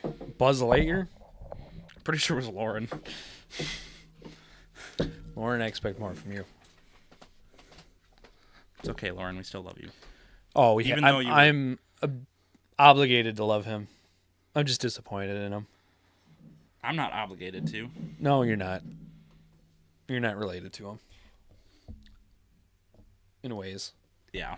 Means and ways. You know, I just noticed this. It's got 3 ribbons on it. Too. What does that symbolize? Well, because it's supposed to be a blend from all 3. Oh, yeah. Booker, Freddie. You know, when Fred. I die, I hope they release something that's supposed to commemorate me that I had no part in doing. Well, no, there is. Yeah, but like, I've been dead for 20 years. Oh my God, it has been 20 years. Let's take something that he did that we happen to vat, and then we'll put it in there and we'll make money off of. Because, you know, Wild Turkey's doing something similar, and we have Booker barrels that we can do, Okay, so let's do that. Jimmy is still alive. That's why it's different, and Jim Beam shouldn't be allowed to do that. Oh. Like, Booker No's been dead for 20 years. Yeah. It's like, yeah, you have juice from him. He didn't have a hand in it. No. Don't make it seem like he was, you know, for the entire process. It's not a Will Ferrell Harry Carey skit where they're trying to get stinking Albert Einstein on, and then he's informed that what's that? Albert Einstein's apparently been dead for 30 years. We'll try to get him on anyway. How do you really feel, Dylan? I just think that's marketing. That's my theory. Yeah. I might be wrong, but I think it's just marketing. Try it.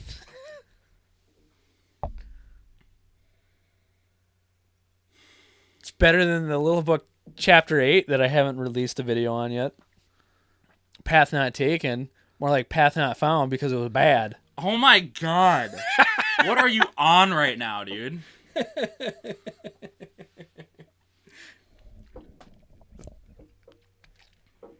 It smells good. What does this have, like an ounce of 18-year-old in a 1,000-gallon vat and then mostly 4 years old? Oh. I can make fun of people pretty good, I guess, if I know them. That is one thing that annoys me about this is you have to take this out every time you want to look at the little spec sheet. Yeah, what was wrong with the card that they put in the other ones? It doesn't even say. Oh, cool. Sick. I have heard what this is supposed to be from, I think, Bourbon Pursuit podcast did release, what's their Thursday video, Friday video, Thursday video? I don't know. No, there's the weekend video where they do the bourbon release news. They did a synopsis on this, and I did hear it. I don't remember what it was. I think you looked it up too, and it was like... Yeah. There was some 20-year-old. I think the youngest part in this is 8-year-old. That's apparently a collaboration of Booker No, Freddie No. No. Yeah, I thought it was an 8-year blend. It was a family blend or something. Oh, the youngest part is 8, isn't it? yeah. I thought that was the family blend. 7 or 8. I think it's They 8. blended, at least how I understood it, they blended a little bit of Booker's distillate, Fred's distillate, and Freddie's distillate, and then aged it. So, like... So they rebarreled it. I guess I don't even know. Doesn't make sense, does it? No, it doesn't. It's just weird. It's all marketing. We know that. I had my first sip. What do you think?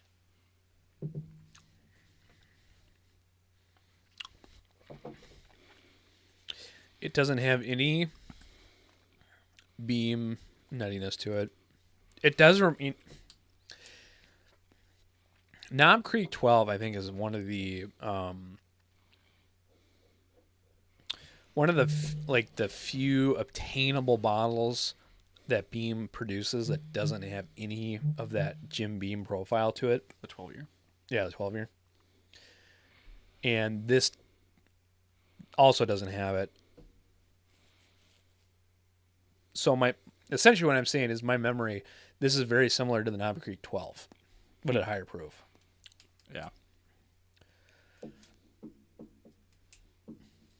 How much is this? 200. 200. Yeah. Yeah. Also saying that, I've had a blind flight of 5 whiskeys and a sample of 13th Colony bourbon. So, TBD, I suppose, in all reality. Mm-hmm. It's nice. It is good. Like, I'm not trying to take away from it. It is good distillate. It's just to me, it feels tough because it feels a lot like a copy paste of the Generations from Turkey. Mm-hmm. Like, let's do something similar. And it feels like it's not a home run. Well, we don't know if the Generations is either. No, I don't. But I specifically, this does not taste like take my money. This is not a... That's a taste now? Sometimes it gives the feeling that I need to buy 3 of these. 3? Okay. I'm just not getting that. Well, we only bought 2. So. Well, and 1 for other person. Yeah. Like, this is good. This is fantastic. $200 though? If Beam was one of my favorite distilleries, I completely get that. Mm-hmm. And this is fantastic Beam distillate. I just don't know if it's hundreds The of times best. better than the Knob Creek 12. Right. So Got something else from Beam that you might want to try. beam me up, Scotty. The Hardins Creek Golden Origins corn whiskey. So I have had that. Where? Lauren's. He does have one. Lauren has the membership between the Yep. the what it's called. The box or something. It's good. It's a premium mellow corn, but it's good. So you don't want to. No, pour me a little bit. Break the seal. Break the wrist. Walk away.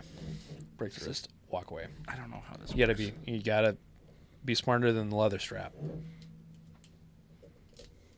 call you Strap Daddy. No, you won't. No, you will not. You are not allowed to ever say that again. Cork pop. Why did you have? Because it was a struggle. You can't make fun of me. Like, you can't say that anymore, and then add a grunt at the end of a cork pop. It's not okay. Here's the real question: is if this is better than the Infinite? Who got scammed? Yeah, who scammed who?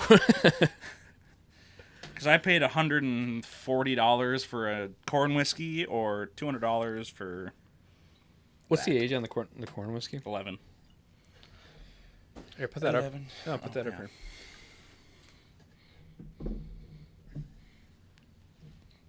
Gonna swap out some bottles. What was the? This is 53%. I remember looking at this, and I think it's like 80-ish. Of course, it's probably 80-ish corn, and then the rest is Rye.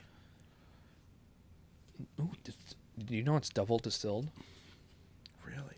It's like the standard. Like, You're just put bashing on everything let's today. just put a bunch of crap on there and see what people buy. What? What does it say? No, nothing. Color, deep gold. Notes, supple notes of corn and toasted. Oh my god, And toasted what? it's corn whiskey. What does it smell like? Corn, and aged in oak. Palate, delicate, balanced, caramel and vanilla. Notes, lingering. Okay, I need new glasses. I thought it said crab. Char. Lingering notes of crab. Char. Char. Yeah, I need new glasses. It has been Crab. It has been about 2 years since I got my prescription updated. Should do that. I should, because it's hard to read the chat a little bit. Yeah, it is. Oh, that was a weird perfume initial note. Whoa. It was very perfumey at the beginning, and then it disappeared into. Corn. I don't actually get any corn on it. It is just like Really? a vanilla, general vanilla. I get more corn than vanilla. Maybe my palate's blown. We have had a lot.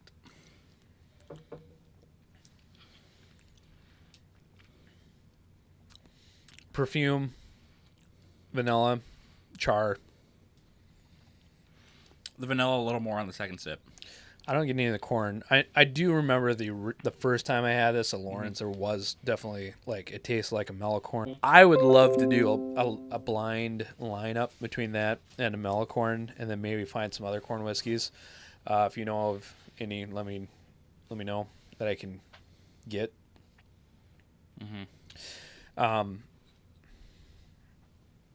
I like the Hardins Creeks more than the Bookers. Oh, yeah. I don't know why. I've always I don't have a felt good that. reason for that, but it just seems like there's I don't know. There's something about them. I don't know why. I think I just have a disdain for the Bookers lineup now. After 2022, how I didn't like the 2023s like at all. It just kind of Well, pushed me away. I have a 2019 little book and a 2021. Those I liked.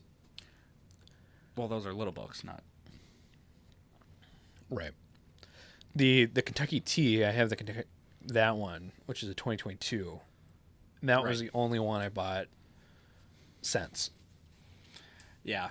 And there's no reason to buy new ones. Mm-mm. You're not missing out if you don't get one. I think they should go down to, what are they at? 3 releases? They should go down to 2. Of Bookers? Yeah. 4.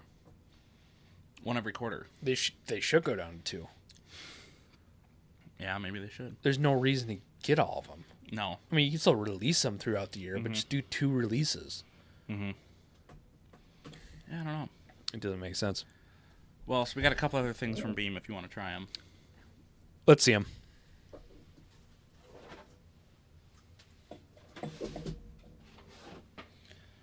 First off, we got the new Baker's High Rye.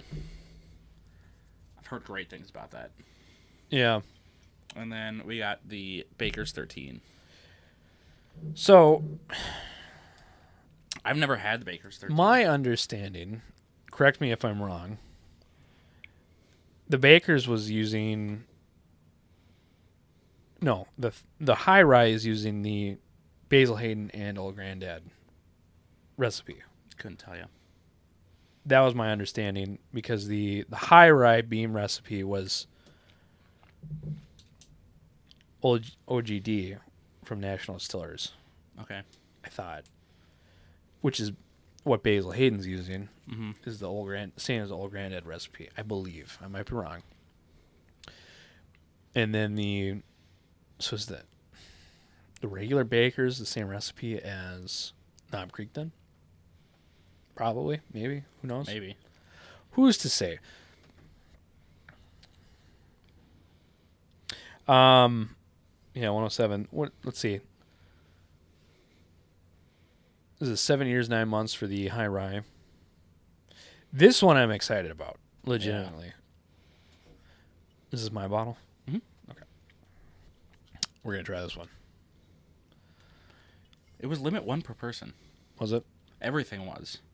Except for, like, regular, like, Jim Beam and Knob Creek. I suppose. That was 1 per person. That was 1 per person. 1 per person, but I didn't get that from the distillery. And then the Infinite was also 1 per person.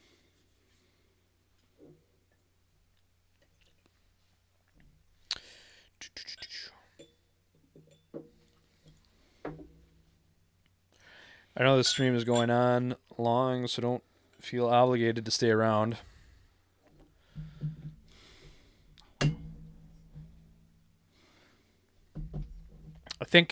I know I said this before, I think we're going to try to do these at least once a month. So we'll probably do another one in November at some point. These will be a little bit more off topic from our regular stuff. More current. We're going to have to figure out what we're going to do next time. Because I got the Oak Project, not Oak Project, but the Oak thing from Crowded Barrel that I want to do. And then I have all 10 recipes of Four Roses yeah. that has been sitting there forever. Has it been a year? I got it when it came out. So whenever it was. Might be. Oh, yeah, I bet it's been a year already. Yeah. All right, so this is the Baker's High Rye.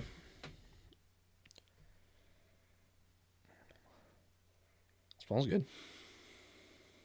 Caramel. A little bit floral.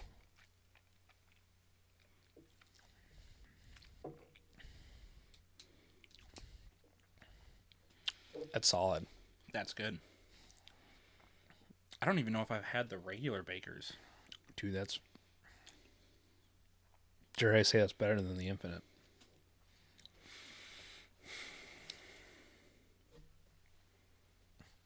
You love that you found that it's better. I don't love it. I don't love that it's better than the Infinite that you bought. You're glad you weren't the one that bought it?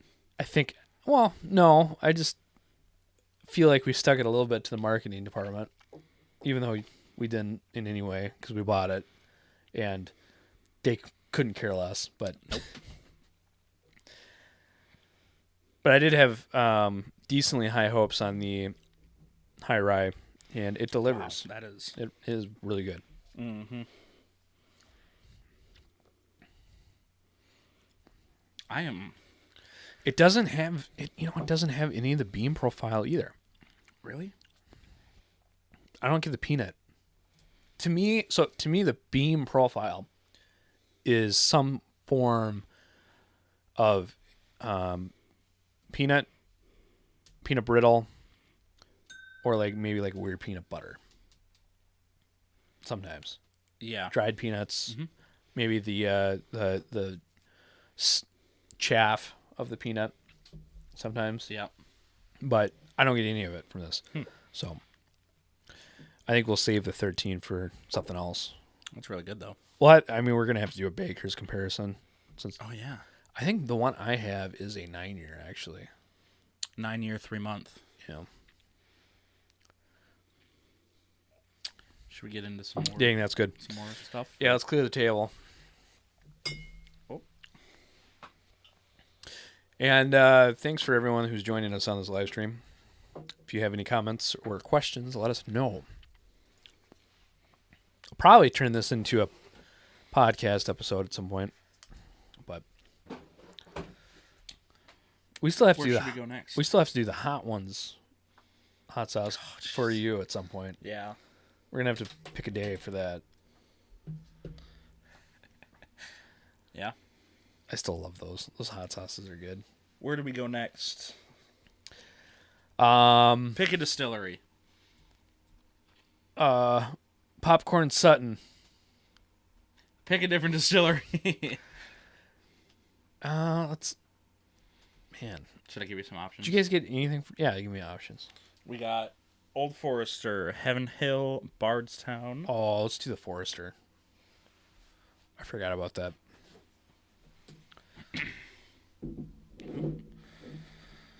We got the Old Forester 117 series rum finish. Batch number 1. Do you know what rum barrels they were using? Because I care. I care what rum they were using. Jamaican rum, No, doesn't Barbados, say. Doesn't say, and I don't remember seeing anything at the Cuban, distillery. Puerto Rican. Caribbean? Did you say Caribbean yet? I mean, that's all. That's I the guess that's islands. true.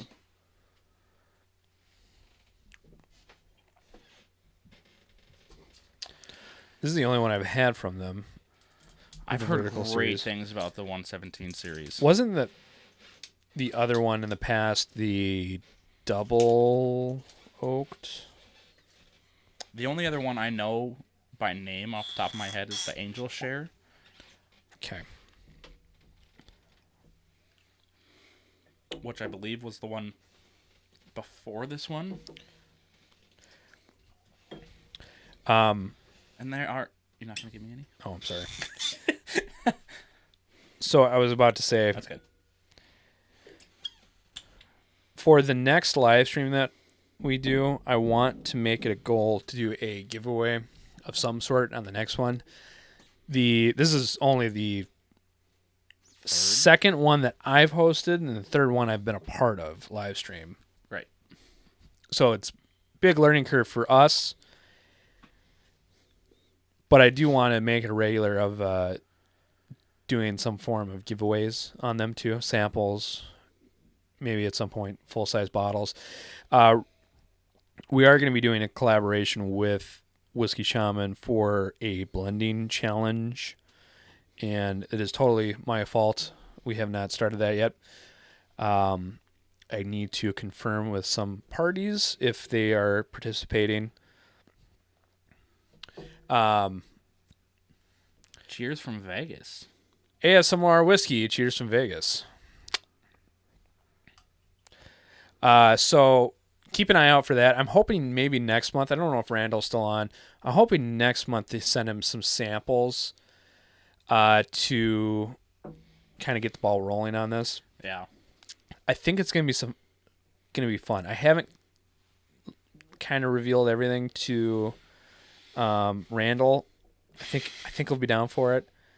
I wanted to do a blend that we'll all do an episode where we make a blend, send it to each other, and then the winner will make a bigger portion of that blend, and then maybe we send it to other YouTubers to review, and then they can kind of make it an infinity blend, replace some, add some things into it if they want, and then we'll do a before and after type of thing.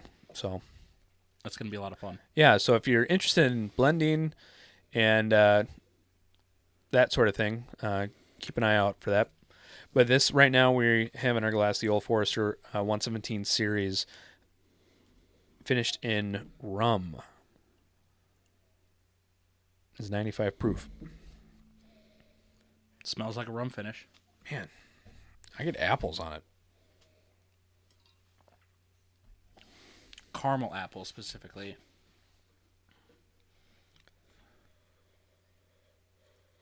Yeah. Just like I'm going to sip it. I'm not going to need much more off the nose.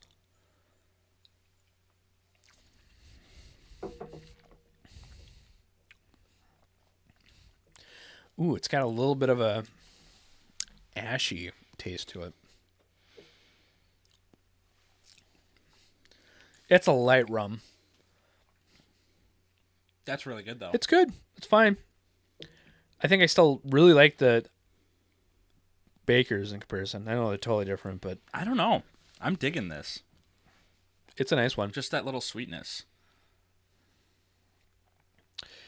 Smoking tri-tip with hickory. What goes well with hickory tri-tip? The 1910 Old Forester is one of my favorites. That is always a go-to ASMR whiskey. Otherwise, let's see. I don't know if you're a Scotch guy. Oh, Scotch and smoked meat sounds so good. I mean, I'm a Scotch guy. I would say, hear me out. When I say Scotch, you probably think peated. Counter it. Let's counter it. Scotch, we'll stay there. Maybe a Glendronach, sherry finished, some sort, or just a heavy sherry bomb with some of that. That might be pretty good too. I don't know if you have any, but if you want to send some tri-tip to us, I used to have a smoker, and then the temperature thing broke on it, or whatever. and then I got to fix that so I can have smoked meats Smoked meeps. again. Isn't that a Muppet? The meat meeps. It's a noise he makes. It's gonna smoke a meat meep. I'm trying to get you to do smoked mac and cheese for the bachelor party next week. I'm still deciding if I want to do a brisket or not. You don't have to do a brisket. Smoked mac and cheese. That's Sam's favorite thing. Mac and cheese. You know how like you would be doing him a solid. He is like a 5-year-old. He likes mac and cheese with little hot dogs cut up. Chicken in tenders, mac and cheese, chocolate milk. I'm a golden boy. We need to make that one of our dinners.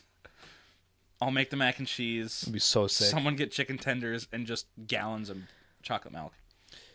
This Old Forester is. It's okay. I like it. It's not a highlight of the night I think it was only $35 for 175. for No, it wasn't for 175 for a 375. 375. No, I think it was more than that, wasn't it? I don't remember. I don't think it was. Yeah, this is really good. I'm not disappointed for sure. No. I mean, I wish it was a full bottle, but it's still really good. ASMR whiskey. I have a few bottles of scotch. No Port Charlotte, sadly. Ooh. It would be a great match, I suspect. I agree with that. Man, what? I think I am out of my Port Charlotte right now, actually. I'm out of a few scotches that I would normally always stock. The Ardbeg, Corey Reckon, or the Ugadal, that's normally those trade places, depending on the pricing. Port Charlotte, I love. That's Zach's favorite, really. Yeah. Octomore. Octomore. Octomore is so good. I found so many Octomores down in Kentucky. I've heard of that. For secondary. Like for What's secondary in Octomore? They were like $600. Oh my goodness. Yeah. When I say everything in Kentucky That's crazy. is overpriced, everything in Kentucky is overpriced. ASMR whiskey. The water's starting to boil for the mac and cheese. Definitely going in the smoker. Ooh. Let us know how that turned out. What cheese are you using? Out of curiosity. Jeez, I didn't even think about that. Are you melting the cheese on the smoker too? I haven't done that way. I've melted the cheese on the stove top. Yeah, but you could totally do it on the smoker too. Yeah. I haven't done that. Should we step over into Bardstown and try some Bardstown? Yes, please.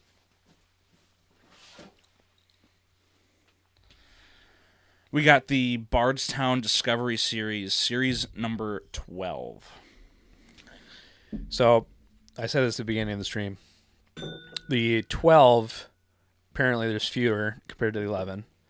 I had not heard that. Some people say this is the best Bardstown Discovery since number 3. So is it one a year? Yeah. It's their special release. So it's been 9 years since number 3. Oh my goodness, my glasses are so bad. $600 for Octomore? That is insane. It was insane. Indeed. So the makeup of this is 48% Kentucky 14-year, 29% Kentucky 10-year, 15% Kentucky 10-year, and 8% Bardstown Company 6-year. So the 46 is 75, 13, 12. 75 corn, 13 rye, 12 barley, so Heaven Hill. And the 10-year is 78 corn, 10 rye, 12% malted barley. So I always understood that the 12% malted barley is normally a Heaven Hill, but I'm not sure on those grain bills now. I don't know. Yeah, I can't remember. All right. If we weren't like 12 pours in, maybe. No, I am not informed enough to keep track with distillery mash bills. There was so much information that I got over the last like 2 weeks about all the mash bills and distilleries and everything. Like my brain is just dead, just a little bit. That's good. I never had the 10 or 11 on this one. The 11 is fantastic. Okay. I can't remember who I heard it from, but someone said that supposedly the 11 was supposed to have some old turkey in it. Or has that been debunked since? I thought it was this. ASMR whiskey. The mac and cheese will get some Wagyu double cheddar sauce and then a bag of shredded Fiesta blend. Nice. I cannot read that. It's a little. I got to figure out how to make that bigger. I think I got cataracts growing on my eyes. Toad. This smells the best out of all of them. I don't care what you say. I didn't say anything. I'm just saying. This is the best nose. This wins. I'm not hyping this up at all. This is the best nose. There's still some stuff in there that nothing. Okay. Double Oak Project what? I don't know. Double Oak Project? That's a new one. This smells fantastic. It does. Oh, what's the proof? 57.6. 115.2. It smells hot. Dude, if this is we're gonna have to go get another one. Where? Wisconsin? I don't know. I mean, they are in Minnesota now, but it smells like red Twizzlers, a little bit of like paprika, Okay. What? I'm serious. And like candy apple, like the outside of a candy apple, the candy. like the it's like what you'd think a red dilly bar would smell like, but it realistically smells like wax. So it tastes like that too. Dip into my Maker's Mark or what? Oh man, it's fantastic. There's something in there that I'm trying to pick out. I'm gonna taste it.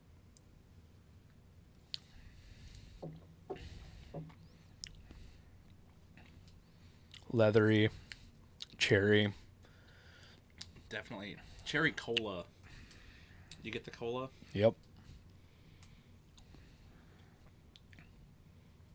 So much better than the Infinite. So much better than the Infinite. $50 less. Probably 1,000 times more of these. Wow. Yeah, it's Wow. Coca-Cola syrup, That the- cherry on the end. the cherry. It is so strong. The nose is actually more rich than the palate, in my opinion. But the palate holds up. ASMR whiskey. I don't know about... I need to make this bigger. Does it say cataracts? Cataracts. Yeah, it does say cataracts. But I just got my first bifocal. The adjustments are rough. Oof. My eyes are so bad. I cannot attest that I know the bifocals, but I understand the struggle. This is Wow. such a rich... This is the most complex thing from what And we've I tried. hate that it is. It's some amazing blending going on. That's one of the distilleries that we didn't go to. Only don't get upset. Only because they were closed. We went to their Louisville They were closed all 10 location. days you were there? No. Well, then you didn't try. I just cannot please you. I can take all these bottles back. I've already bought some of these. You've already bought all of yours. Oh, it's so caramely on the nose now. This might be the best nose on a bourbon that I at least can recall. I mean, this is like I haven't got a complexity like this from a bourbon since I don't know when.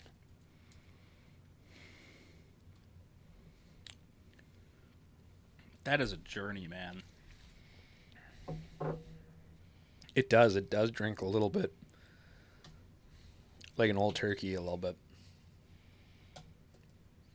I've never had an Old Turkey that was that good. Well, we haven't had a lot of Old Turkey. That's true. Like, we haven't had Old Turkey. We've had like New Old Turkey. like 10-year-old turkey. Oh, we got 13 I meant the release dates, but I guess release dates. like these were released 10 years ago. Oh, not right. the age statement. Oh, yeah. Yeah, I don't know. Wow. That's different. I mean, it's built different. That It's blended just different. That the tail end of that. That's good. I'm gonna finish that one.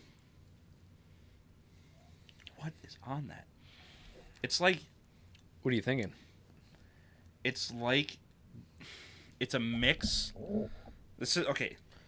Yep, Just it is a blend, just so it is a mix. You are correct.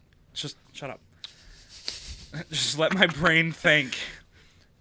Have you ever had You remember when if you could if Shut when, up. if you remember The if you- mixed berry like cough syrup? Did you ever have that when you were a kid? Like the liquid? specifically mixed berry. Not cherry, not grape, not raspberry. It was mixed berry. I've had cherry cough syrup. I've never had It's a not mixed quite cherry, berry. but not quite grape. Okay. It's somewhere in between. And I get that all like way back on the end. No, I understand when you. It does. It drinks like a. Somebody made a berry flavored cough syrup. Yeah. It just brought back a memory of that. So, Sucking your mama's teeth. all right, what's next? This was fire. Let's go. I cannot wait. Keep an eye out for a comparison between the If you find one, buy it. the on 11 spot and the for 12. So retail. the Discovery 12, $150 SRP. I will be buying one if I see it. I'm so mad I didn't get one. It is worth it, in my opinion. That's definitely top 5 things I've ever had. That's great. Let's try something a little different now. Sure. What do you got? Bring the fire. So this is a 9-year malt whiskey select stock from Heaven Hill that was only available when you bottled it yourself. So we did the You Bourbon experience at the Heaven Hill Distillery, Sure. which includes a tasting Yep. of Heaven Hill Select Stock, Bernheim Barrel Proof, Larceny Barrel Proof, and Elijah Craig Barrel Proof, Yeah. all from Warehouse Y. So I believe it's their smallest warehouse, and when you go to Heaven Hill, it's also the distiller or the warehouse that has the big Heaven Hill sign on it. So all of their special, I don't know if I would say experimental, but kind of experimental stuff comes out of Warehouse Y. Okay. So we did that experience, and we decided to get 2 bottles because there was just 2 of us down there, and it's 1 bottle per person. Yep. I think it was 2 bottles per person, but it was $150 a bottle. Oof. Yeah. And that was separate from the tasting, right? Correct. That was in addition to the $45 per person for the tasting. But this certain instance, they were having a problem with shipping, and they did not have the labels for the bottles of Elijah Craig. Really?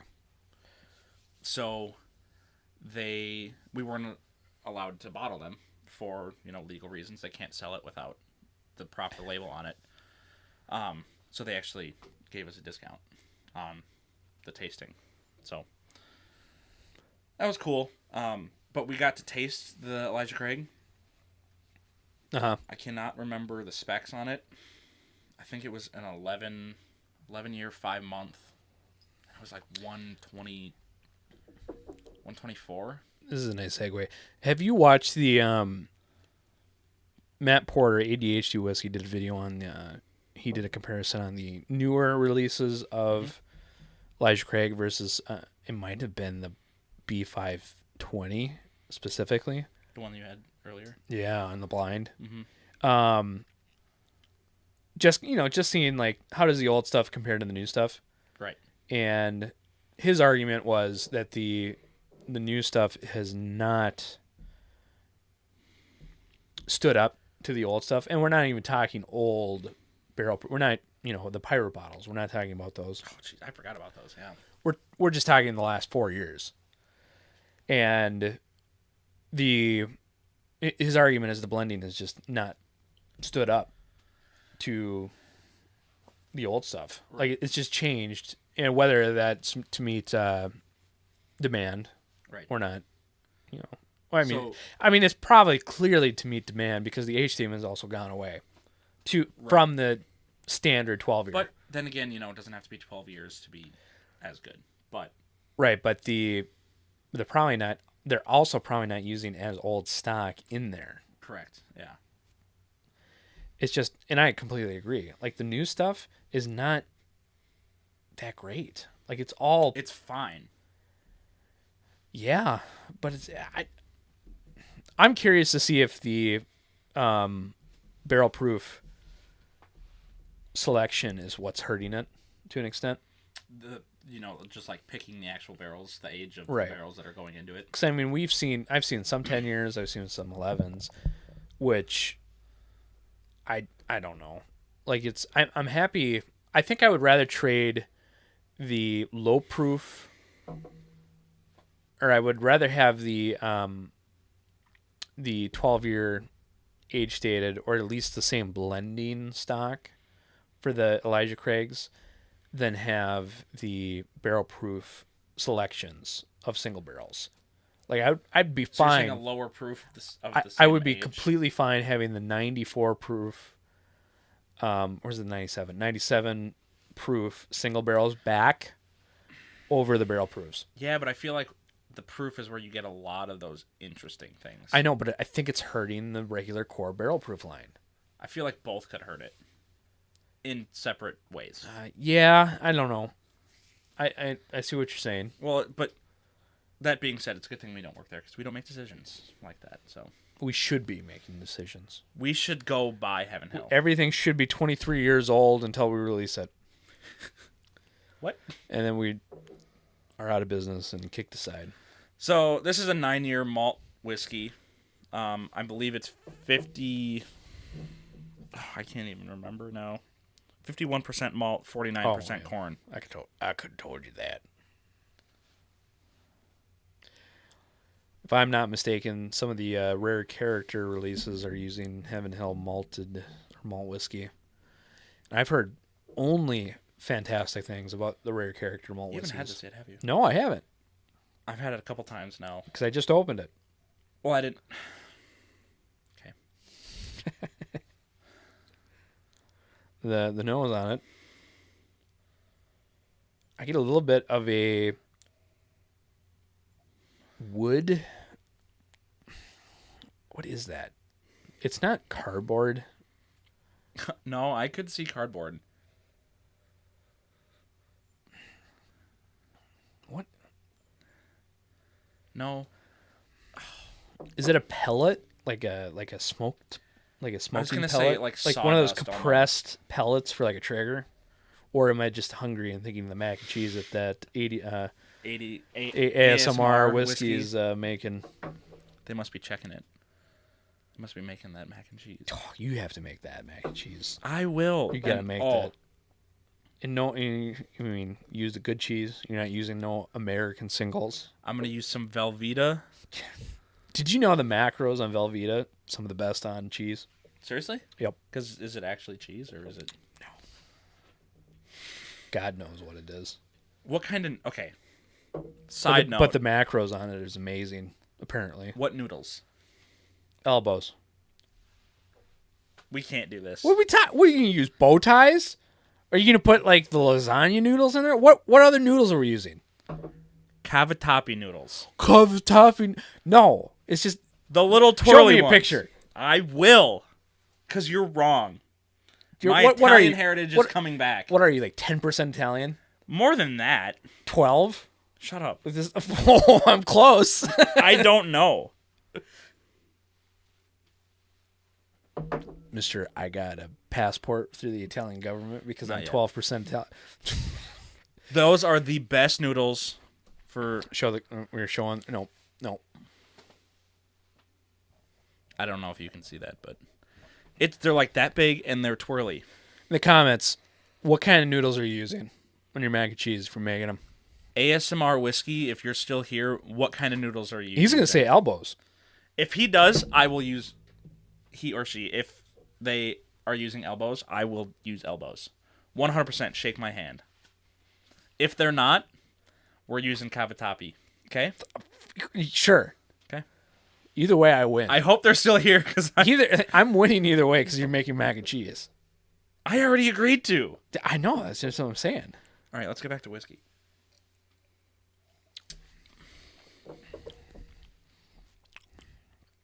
Ooh, what? I don't like malt at all.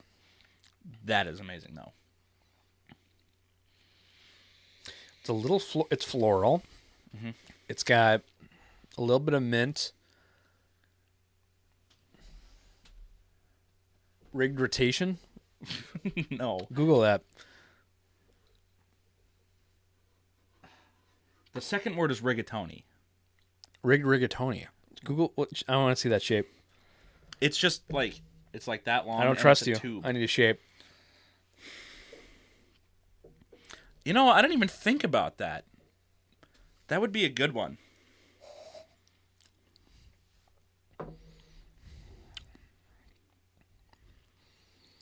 It's a little dry. It is dry. It's floral, a little bit of mint to it. It's dry on the palate. It does linger, though. Oh, heck yeah. Yeah. No, I can get behind that. My only problem with I that... can get behind that. That's what you're using. I think that's. I mean, we're both wrong. You have to use the rigatoni. Rigid. My only problem with that is I feel like the hole is too big, so you get too much cheese stuffed in it.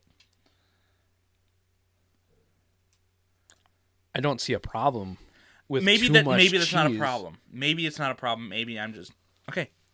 How about I make 2 different kinds? Absolutely. Or just two different yeah, pastas. Absolutely. Ridges. Wow, I just can't see. Rigid. Rigid Ridged? rigatoni. Autocorrect. Oh no. No. Yeah. Okay. All right. No, that I completely can get behind that noodle, though. I'm just gonna use some. Turns out, love mac and cheese. Don't really matter. I mean, I have a preference. I'm just gonna say it. You don't look like this and not love mac and cheese. Dude, I lost. No, me, not you. Wow. Used to be a mac and cheese expert, and then I lost some weight. So You can still be a mac and cheese expert. oh, thank you. This is really good. That means a lot to me. But do you think it's worth the price tag? $150. I like it more than the Infinite from Jim Beam. I don't like it more than the Bardstown. Like, I would buy the Bardstown over this. This is a malt. Yeah, but the $150 is still $150. Like, that's all I'm saying. This is good. The problem is for $150 at Discovery 12 is fire. Not, it's good, but it's also something you'll never have again. That's true. This is an experience. Like, it was physically going to Heaven Hill, picking it, bottling We it. filled that bottle. We put those labels on that It bottle. was called the Heaven Hill Experience, actually. It was called the You Do Bourbon. Oh, never mind. The Heaven Hill Experience is in Main Street.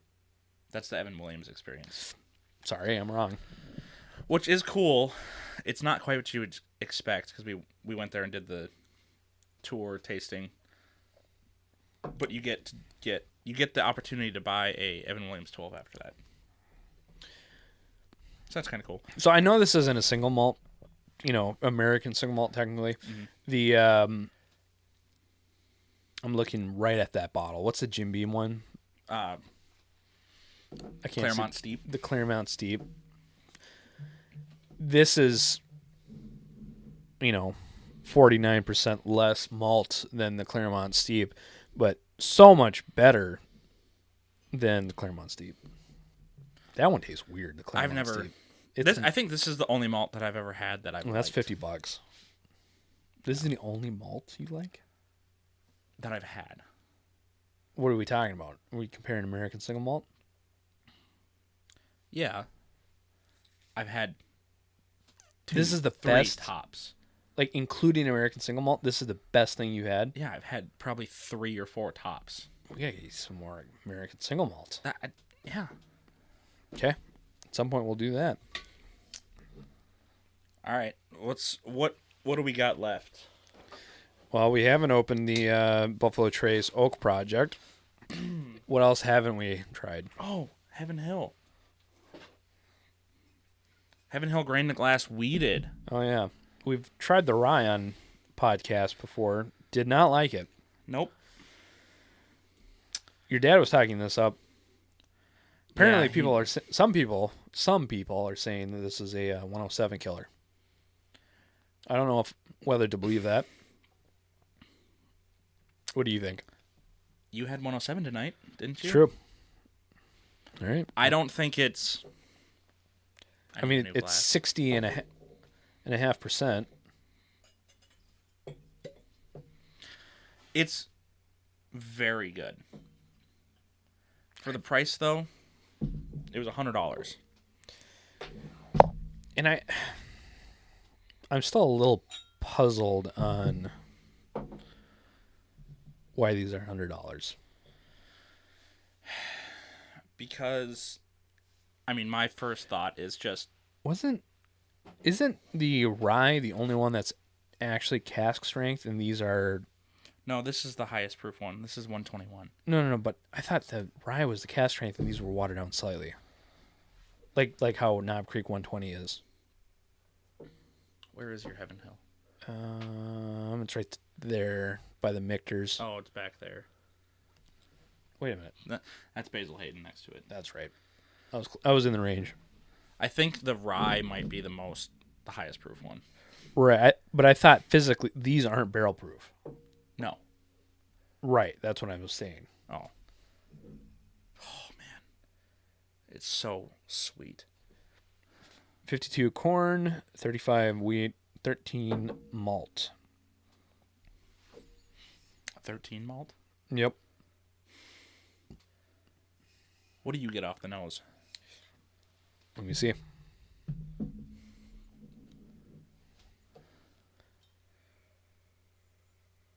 More cherry. Yeah. Dilly bar smell to it. A little wax.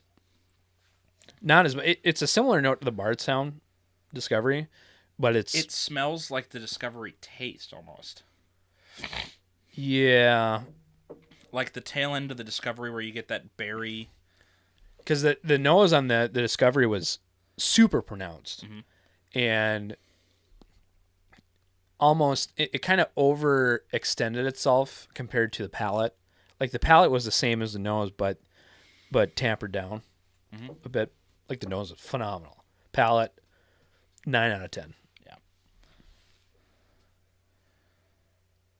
Yeah, it's like a cherry dilly bar. It's like a... I'm gonna taste it.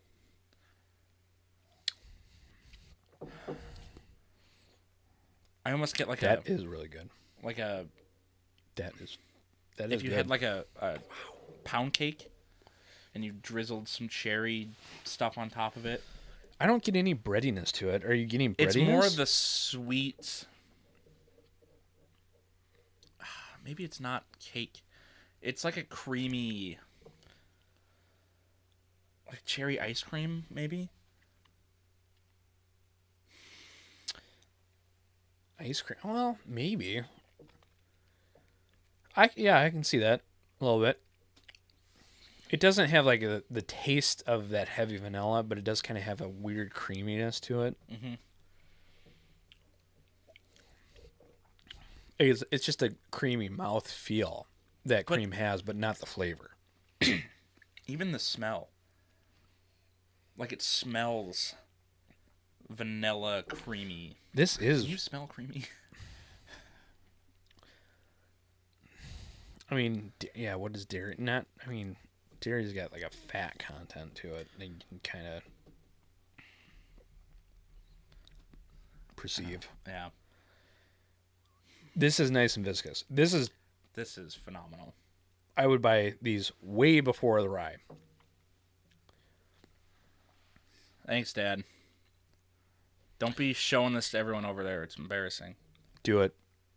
Go back to the beginning where we reveal what Connor was drinking. Oh, shut up.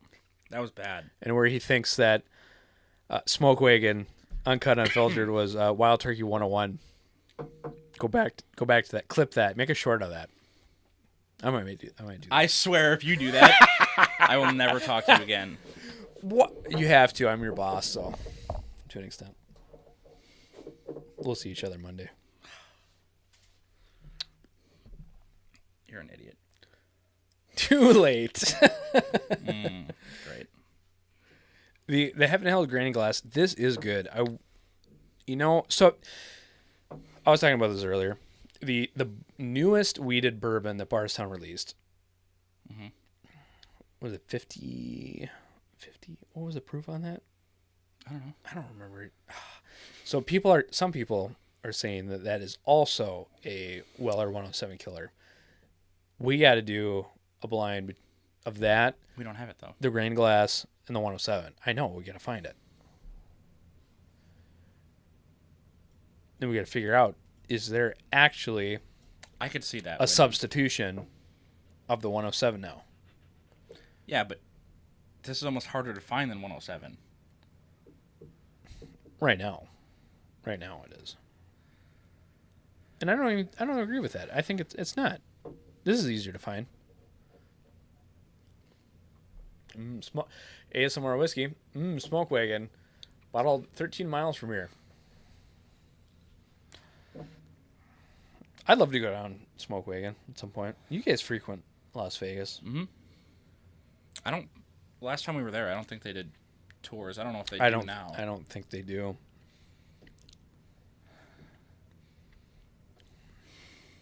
That is good. That almost single-handedly changed my opinion of the grained glass. The bourbon, the regular, because it's a high rye bourbon, isn't as good, but it's still pretty close. I just do not like that rye. For whatever that rye reason. was horrible. All right, what was next on your trip as far as stuff? Interesting. You got to read it. Go ahead. I didn't. ASMR whiskey. This is the second ever attempt for the smoked Mac. The first attempt was with shells and it dried out. I'm sorry to hear that. So I've got a couple things. I think the first one I did was with elbows. I mean, it's kind of like the standard, right? Well, yeah. Yeah. So I've got a couple different things. It was fire. It was good. I hate when people say that. What? Fire. Fire? Yeah. I could say bomb. It was That's better. The Mac Daddy. Okay, now you're going. It was the bomb diggity. All right, so I got a couple non-Kentucky things. How about that? It was clapping. Okay, stop. Actually, this is Kentucky. I'm trying to think of other synonyms. Lit. It was lit. It was lit. It was the goat.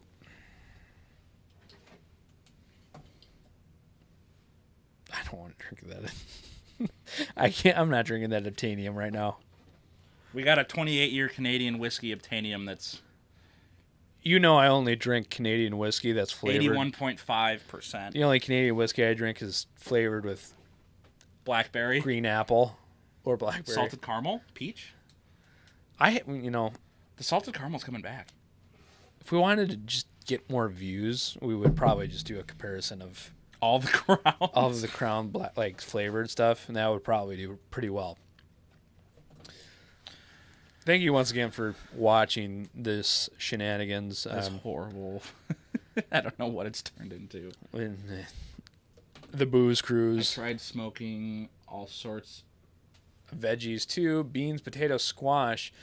None were good, but the lure of making a whole meal on the smoker is still enchanting. Enticing? ASMR whiskey. I can't read that. So I'm beginning to think it's not necessarily my The prescription if you can't read it either. Oh, my prescription's bad. It's been a couple years. So All right, well, maybe it is. I will have to make that bigger somehow.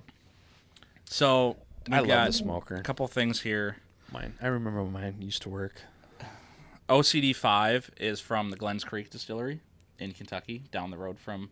What does Glen Creek do? Familiarize myself. That's about all I know.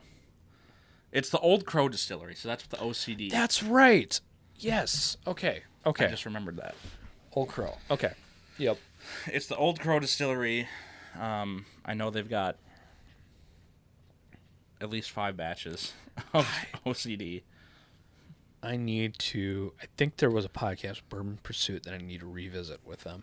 Supposedly, we heard from someone that we met down in Kentucky that that's a Taylor killer. Particularly that one. OCD 5. I'm sorry, which one do we have right now? 5. Oh, okay. Yeah. So we can try it if you want, but Which ones should we try out of this lineup? Like, pick 2. I would really love to try these 2. I have not opened them yet. Okay. The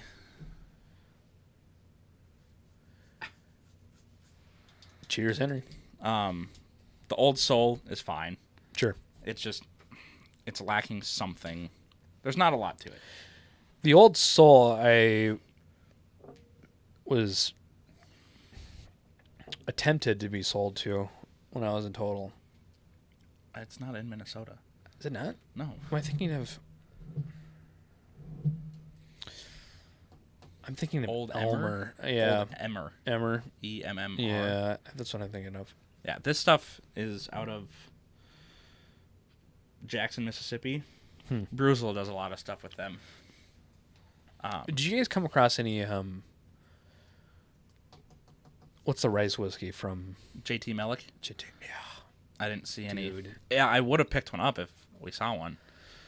So this. Whiskey Shaman sent me a blind of that, or a sample of that. Yeah, I know. I tried it with you. So good. So amazing. This is short barrel toasted bourbon, non-chill filtered. 104 proof. Out of Atlanta, Georgia. Yep. Also another Bruzel suggestion. It's like $60. They've also got a rye that I have not had. I didn't even see it. I can't remember if it's toasted or not. That was a weird cork pop.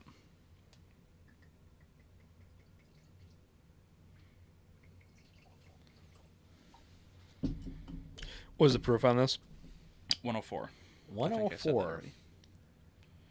Char 4, toasted, time for 6 months. Mash bill 7021.9. So it's sourced by Bardstown and Green River. So I guess it's Bardstown juice. It might not be. Why? What was the percentage on it? 70 I think 21.9. Okay. I like the bottle.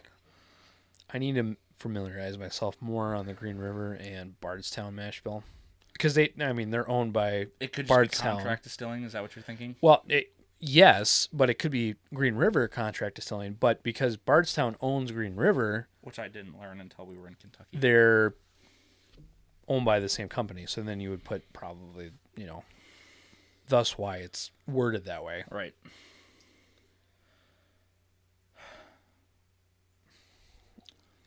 Fate cherry on that. Mm-hmm. A little bit of mint on it.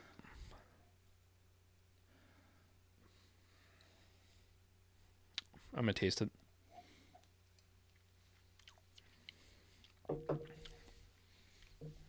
Not bad by any means. Not a whole lot. Ooh. That would be good to come back to, though. We just had it after the grained glass. Yes, that's true. Our palates are probably blown out. Well, it's just a lower proof. Like that has, There's a stank to it. it's got a nice mouthfeel to it. What was the SRP on it? You said 50-ish? I think it ended up being 64 after tax, so it was 59. A little bit of corn on it. It's I mean, it's a little young. Not bad. Yeah, I was gonna say Not it bad can't at be all. very old. It doesn't say. It's good. I mean, it's good. Yeah, it's Minimum good. of 4 year. Oh, for 4 years? It's expensive for 4 years, but it tastes really good for 4 years. Mm-hmm. Yeah. And as far as I know, it's a pretty small company that they're Sure.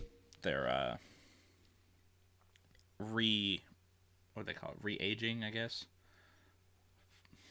Whatever the Like- process like of they- toasting. Putting it in the toasted barrels. Finishing? Finishing.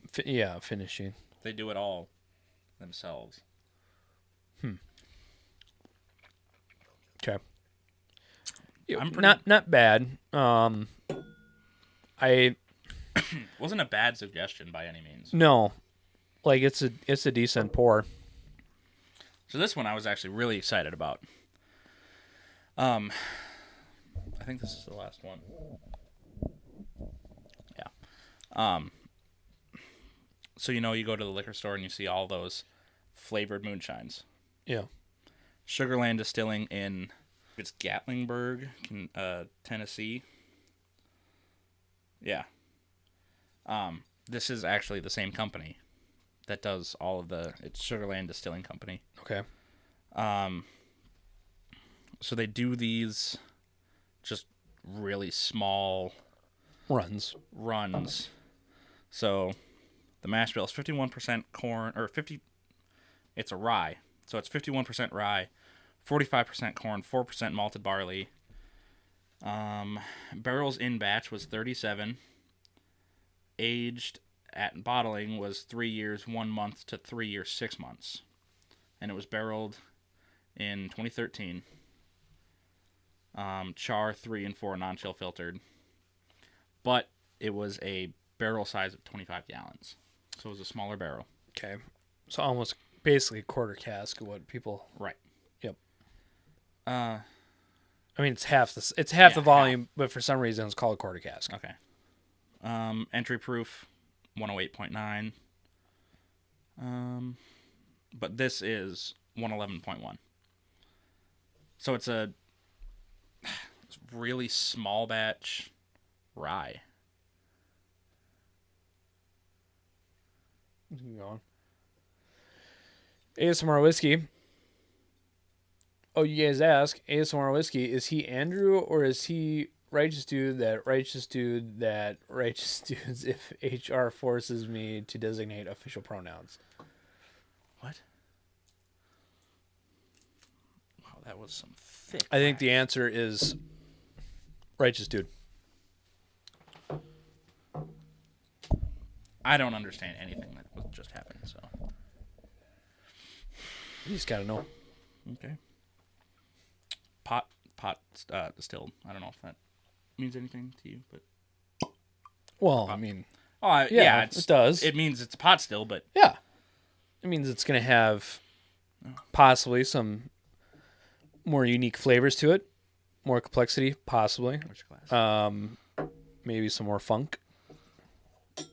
This was about $45, I believe. What was that? 375? Yeah.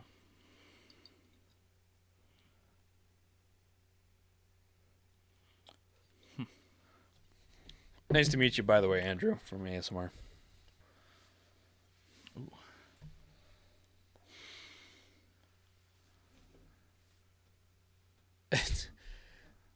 The nomenclature is strange. A quarter cask is a quarter of the giant cask, but a normal-sized cask. But not a normal-sized cask. 80 ASMR Whiskey. Okay. He's correct. Yeah. Let's see. We did a little bit of a barrel Q&A when we did the hot sauce challenge. You weren't there, I know, but I watched it. think I was there in spirit. it was a butt, B-U-T-T-E. And I forget what the size of that was, but it was slightly bigger than a... 59 gallons? It might have been. Oh, I missed that that was fun. That hot sauce challenge was so much fun. I'm going to try some That before was... I leave tonight. No, you're not. Why? I mean, you can, but I'm gonna take a little bit of a spoon of the last dab before I leave. I think we need to save it for the air. You can take a video of it and post it on the Instagram. If you right. don't follow us, go All follow right, us all at right, Whiskey all House right. Pub House on Instagram. He says he's gonna do it. I'll record it if he does it.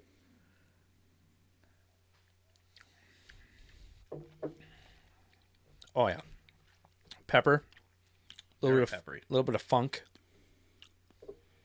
slight black licorice maybe, Yep. and then turn into a grain note.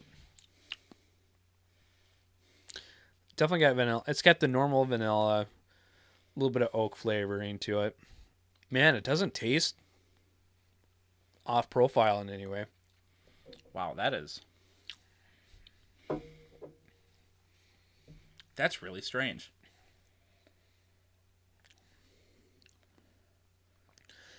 I would have, you said there was a rye. Yeah. I would have a hard time. 51 rye, 45 corn, 4% malted barley. What does it taste like? It doesn't drink. like rye, really. I don't know if I've had other pot still rye before.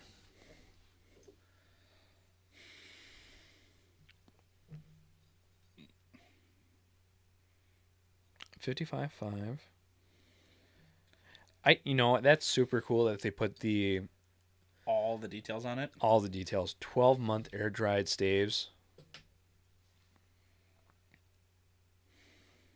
I love that. The detail. I mean, I would, as much information that you can give is always the best. Well, if you give just the smallest amount of detail you can, they think that it's not your distillate. Yeah, but people love Buffalo Trace somehow still. Just no comment. It's got a little bit of coffee note to it. It's good. I mean, I'm not saying it's worth the money for the 750. 375. Oh yeah, 375. But It's interesting. It's different. it's not just interesting. It is good. Mm-hmm. Like, I would put it in the classification as good. I don't know if it's worth the money, but I disagree. I'd spend the money on another one of those. sure. Yeah, it's good. We cracking into that single oak. Dad, are you still on here? Purebred. Henry, say yes. Are we cracking in You think we should crack into the single oak? single oak as a applaud of the stream? We also have the. I forgot about this, but I do want to try that. you can open this. 2XO, the sneakerhead. I've heard this is the best one of the 2XOs. Well, we got. Actually, no, you don't have all of them up there. No, I don't have backups. Oh, That displays the backup. with your sign bottle. I you're entitled to how you feel about No, Dixon Denman. no. I'm just saying in general. I'm not saying necessarily you. Oh. I just think He's that really good at what he does. Where'd my glass go? Did you take my glass? possibly. What the crap? I think he stood up for himself when he was at Wild Turkey. Or not Wild Turkey. Oh my god. Yeah. Kentucky Owl. Kentucky Owl. I think. Do you have 5 glasses over there? Yeah, you do. You took my glass. This smells different. I don't know. This is my glass. I mean, Get over there. you couldn't tell before, what was MGP in Turkey, so why should it matter? Oh my god, dude. Anyways, I think Dixon Denman is, whether you like his blends or not, I think his blends are fantastic. I think he deserves respect for leaving Kentucky Owl, his grandfather's company that he brought back with his dad.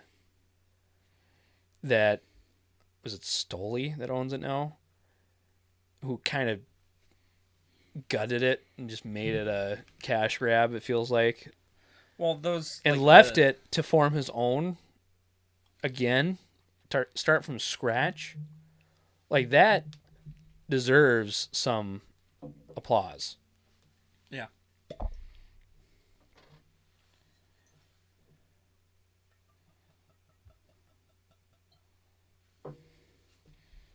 You want some? I'm not driving. Why not? That's good. So, I completely understand people's feeling towards 2XO. I think it's the most common thought is it's too expensive. $100 for most of their stuff. 2XO. Yeah. Yeah. But the American oak and the French oak, the new Right. ones, are so good. I think they're more reasonable. I did the review on the French oaked. It's good. I thought it was better than the Penelope Architect. I didn't necessarily think it was better than the Maker's Mark 46, but I mean it's The different. French Oak 2XO, you didn't think it was better than the 46? Not personally. I haven't had them. I haven't compared the two, so I don't. I just kind of fell in love a little bit with the 46. All right, so this is the 2XO Sneakerhead blend from Icon series. That's what they are. Oh. So there's the Icon series. Well, the Icon series is the Main- Phoenix. Yeah, it's the main one. The Phoenix Innkeeper's Innkeeper Tribute. Tribute. It's not Kawhi, is it? Kwai. We'll say Kawhi Kwai. blend? Kwai. And then the Sneakerhead. Yeah. I only saw this at like 2 stores. It just came out when you guys were out there. I know. I saw it And I at... texted you, I'm like, get this one. Yeah. Saw it at Party Source in Covington and then Justin's House of Bourbon in Lexington. I mean, you guys are some of the ones that got it the quickest. Like, I might try to record something tomorrow. Yeah, you should have done a review in this like earlier. Well, this I week. didn't have it till yesterday. Oh, okay, yeah. I mean, I'm only human. It smells like the smell on it is a little bit more peppery. You can tell it's more rye forward. They don't have a mash bill on these, do they? So, no. The most description that they usually give is like it's made with most of a rye heavy mash bill. Right, because it's all blending. So It's all blending. I forget exactly where it is. I think it's speculated that it's Barton. I think. I get a little. You ever have like those fresh maple candies, like from up north, Sure. like the brown sugar maple candies? I get a little bit of it's peppery. I get a little bit of pepper. Like black pepper, Yeah. Nice oak from it. and they're all double oak. I like it. Since the name. It's good.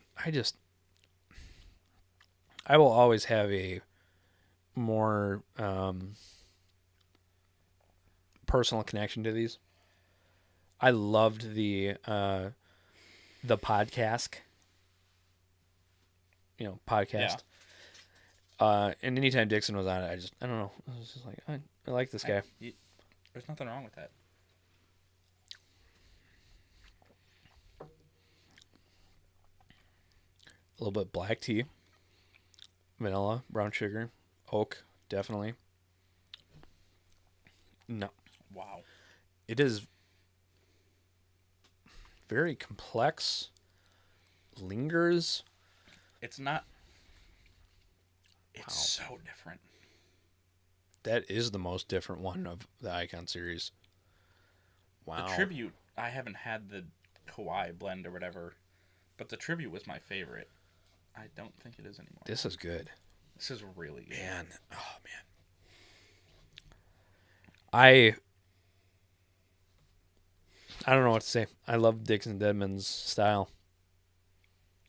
I've had like batches of Kentucky Owl that were his, and they're so much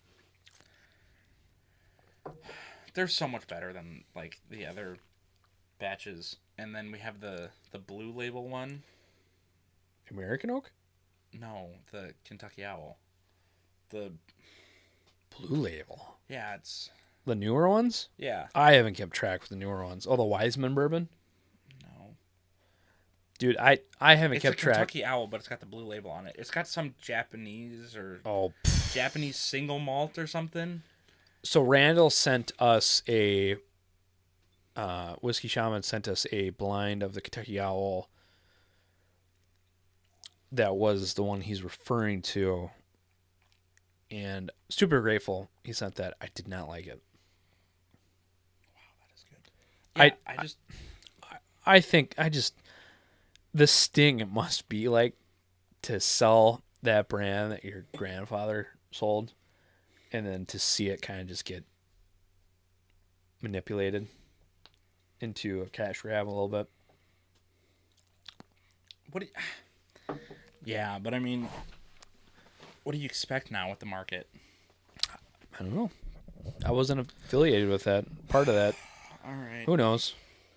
But the 2XO sneakerhead is really good. I think if you were on the fence about 2XO, for paying that $100 once. No. It's $100 is a lot, but I think if you're going to take a chance on them, sneakerhead. That's the one to take a chance on. That is awesome. Oh, I think It's time. I think it's time. You twisted my arm enough. Yep. I did good. Man, this table is uneven. Yeah, it is. All right, Luckily, it's got feet that I can adjust. we got barrel number 64 of Buffalo Trace Single Oak Project. This hurts a little bit. Watch it be the most disappointing thing of the day. This hurts a little more than me opening my barrel proof Taylor. That I didn't blind you on, by the way. You should thank me for that. You see this? So far, what's been your favorite things we've tried? Discovery.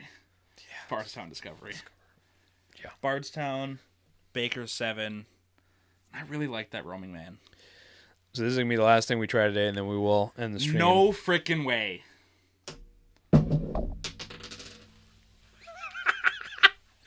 I hardly touched it. It's broken. Don't worry, Dylan's got this. No. Give me the bottle. Dylan. Give me the bottle. It's not coming out. Do you have a corkscrew?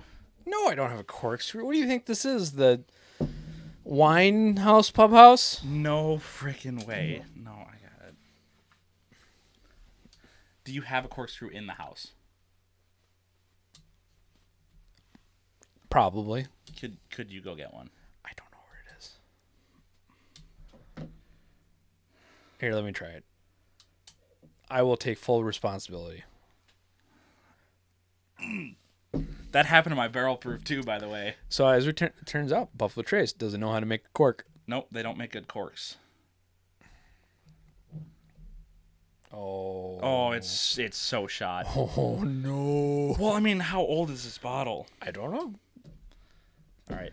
I don't think. Is your dad home? I need to go get a corkscrew. There's no freaking way. I'll go get one. All right, Howard. Okay. You gotta get out first. Yep. We'll be right back. Ba, ba, ba, ba.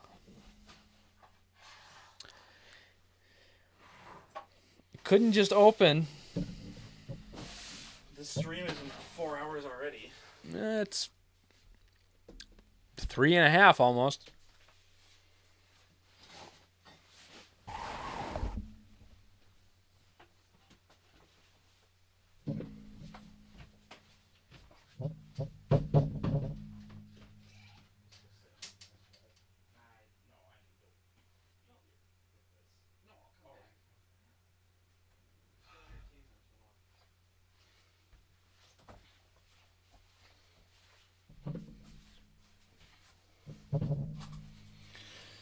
Wow, that was unfortunate. I knew there was a reason I shouldn't open this, but oh well.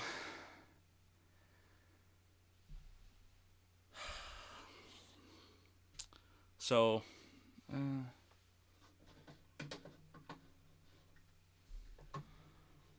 where's the mouse?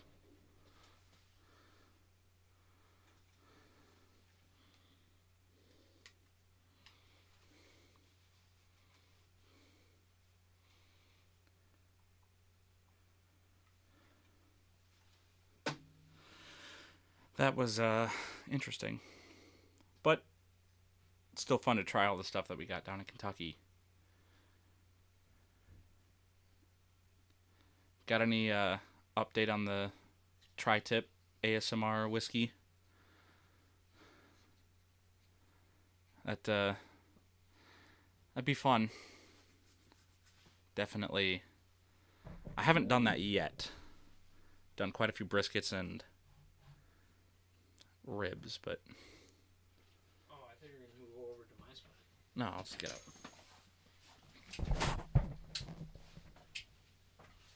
I'm doing it. I brought this too. That's, yeah, probably good. Oh my god, I can't believe that happened.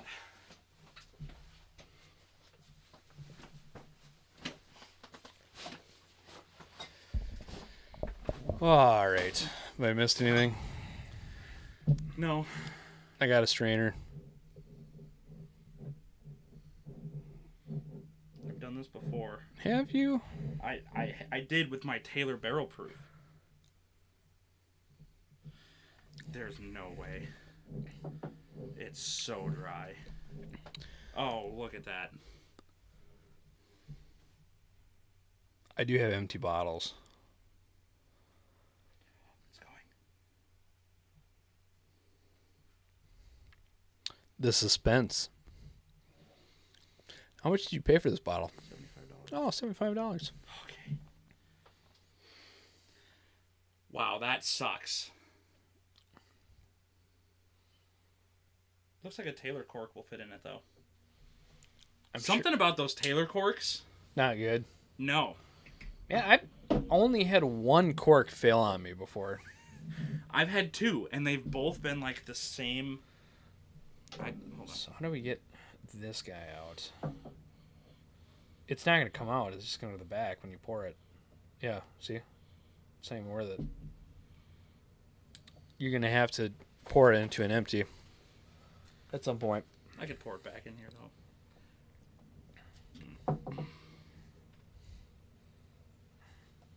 What the heck? Is anyone even still here? Yeah, we got 3 current viewers. Henry, No, he's not on anymore. your phone's still on probably. No. And then the FBI agent that's out front. Okay. You don't need a strainer. No, because it doesn't. Yeah. I have had many experiences Wow, I watching can this. smell it already. I'm not even spelling the right one. I was just finishing that. Man, that sucks. Well, I hope you guys are getting some enjoyment out of this. The mac is in the smoker. The tri-tip is cooking slowly. Almost. No fat has rendered so far. Wow. ASMR whiskey. How far along are you on that smoke? Also, what smoker do you have? Just out of curiosity. If we're being curious, where in Vegas? Around. We've got some friends that live in North Vegas, and we're there quite often. Oh no, it is coming. That's a great nose. That's it smells really good. I don't know if it's better than the Discovery. I think it's gonna be different. Oh, it's definitely different. It's gonna be a lot different. Oh, I have pieces of.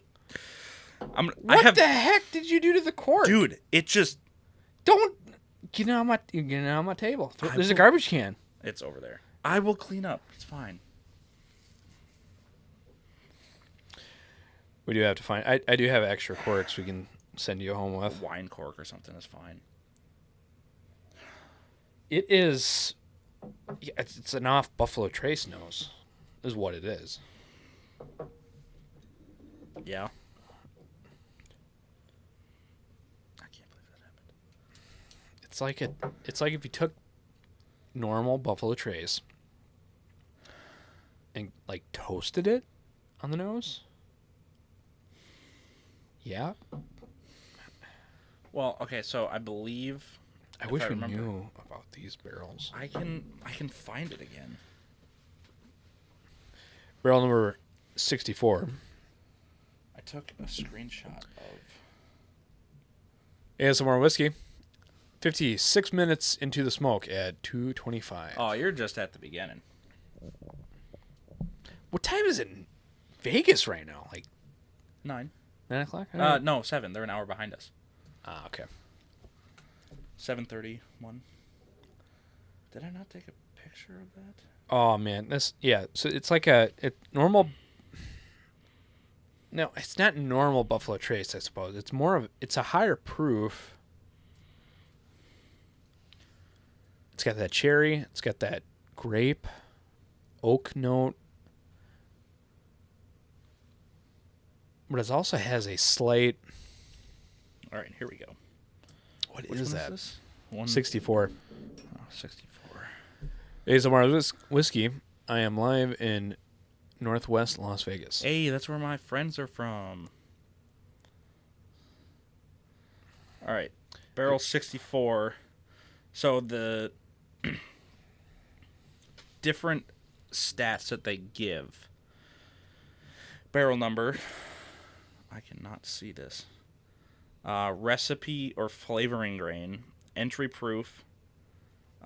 Months of stave seasoning. Grain size. Warehouse type. Char level. Tree cut.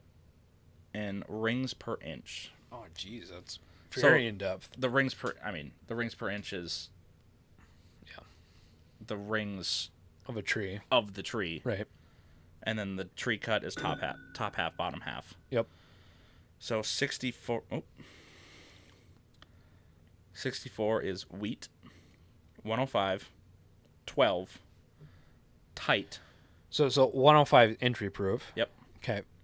Tight. 12 is 12 months of seasoning. The staves. Okay. Grain size is tight. Grain size. Oh, the tree. Yep. Okay. So it's an old tree. Warehouse type is concrete. Concrete. So it's not. Which ones are concrete at the? It says concrete or rick. What does that mean? I don't know. Char level 4 in the bottom half. Four is on And wait. Four on the bottom half. no, char level 4. Oh, Tree cut, bottom half. bottom half. Gotcha. Rings per inch 17. So somebody could probably figure out approximately Whatever that means. the And age on that tree. there's 192 different barrels. Right. So it's a wheated mash bill from a very old bottom half of the tree. Yep.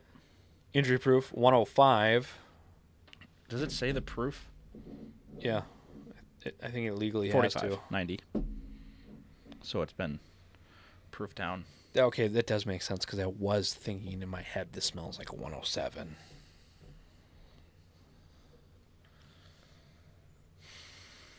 It's got that Weller antique note. It does. Oh my god, it does.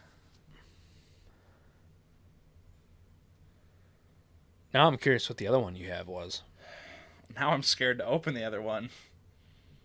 I mean, this might have been better. No, I'm saying the cork. Oh, yeah. I need to like soak it for like a week. I don't think they come back from Yeah, maybe that's disintegration. Shall we? Yep. All right. Tasting it. ASMR whiskey. 124 degrees on the instant read. Nice.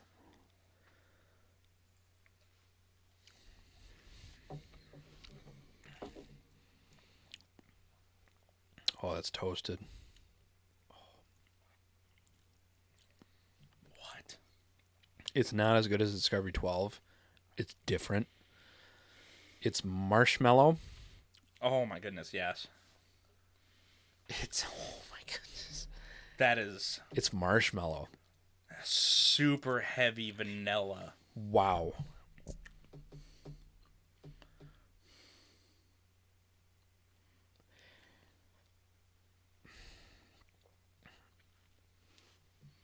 What? I don't know. You're just blown away. No, it's just wow. You're lost for words. Yep.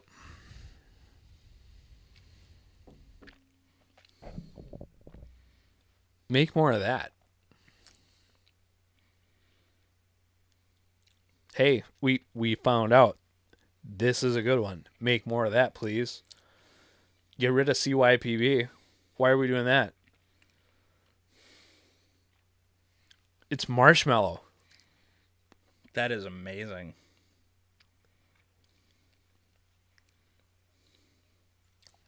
Wow. It's just marshmallow. That is. Fat boy whiskey. You're just eating spoonfuls of that marshmallow cream thing. Mallow fluff. Yeah. The mouthfeel tastes like that. It does. It's thick. It's sticking to. It's like it's chemical warfare that is. It sticks. That's a good way to put it. It sticks. It's unnatural. Wow. It's there's a film that you get from artificial, like Cosmic Brownie, Little Debbie, Cosmic like brownies. cigarette company owning food companies that are making people get fat type of coating of Wow, you just went off on a tangent yeah. there.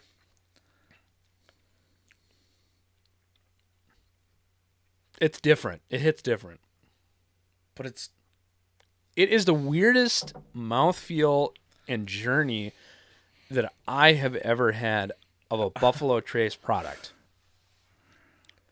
It's unlike any other mouthfeel that of a product that they make. what? It is marshmallow. It's that marshmallow puff thing. That is the closest way I can describe it. It's like a toasted marshmallow. Just a Yeah. slightly toasted marshmallow. Yes. That's the closest way to describe it. Wow.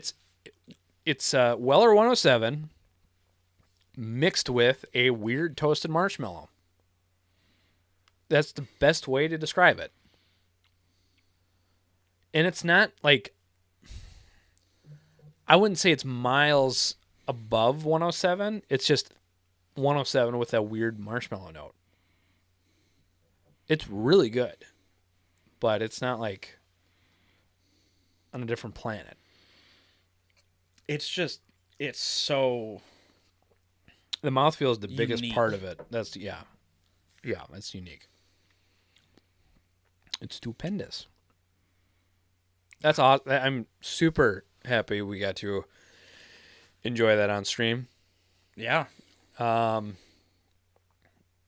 Dude, well, we've been Streaming. We've been recording for 3.5 hours. We've been on stream for 3 hours and 20 minutes.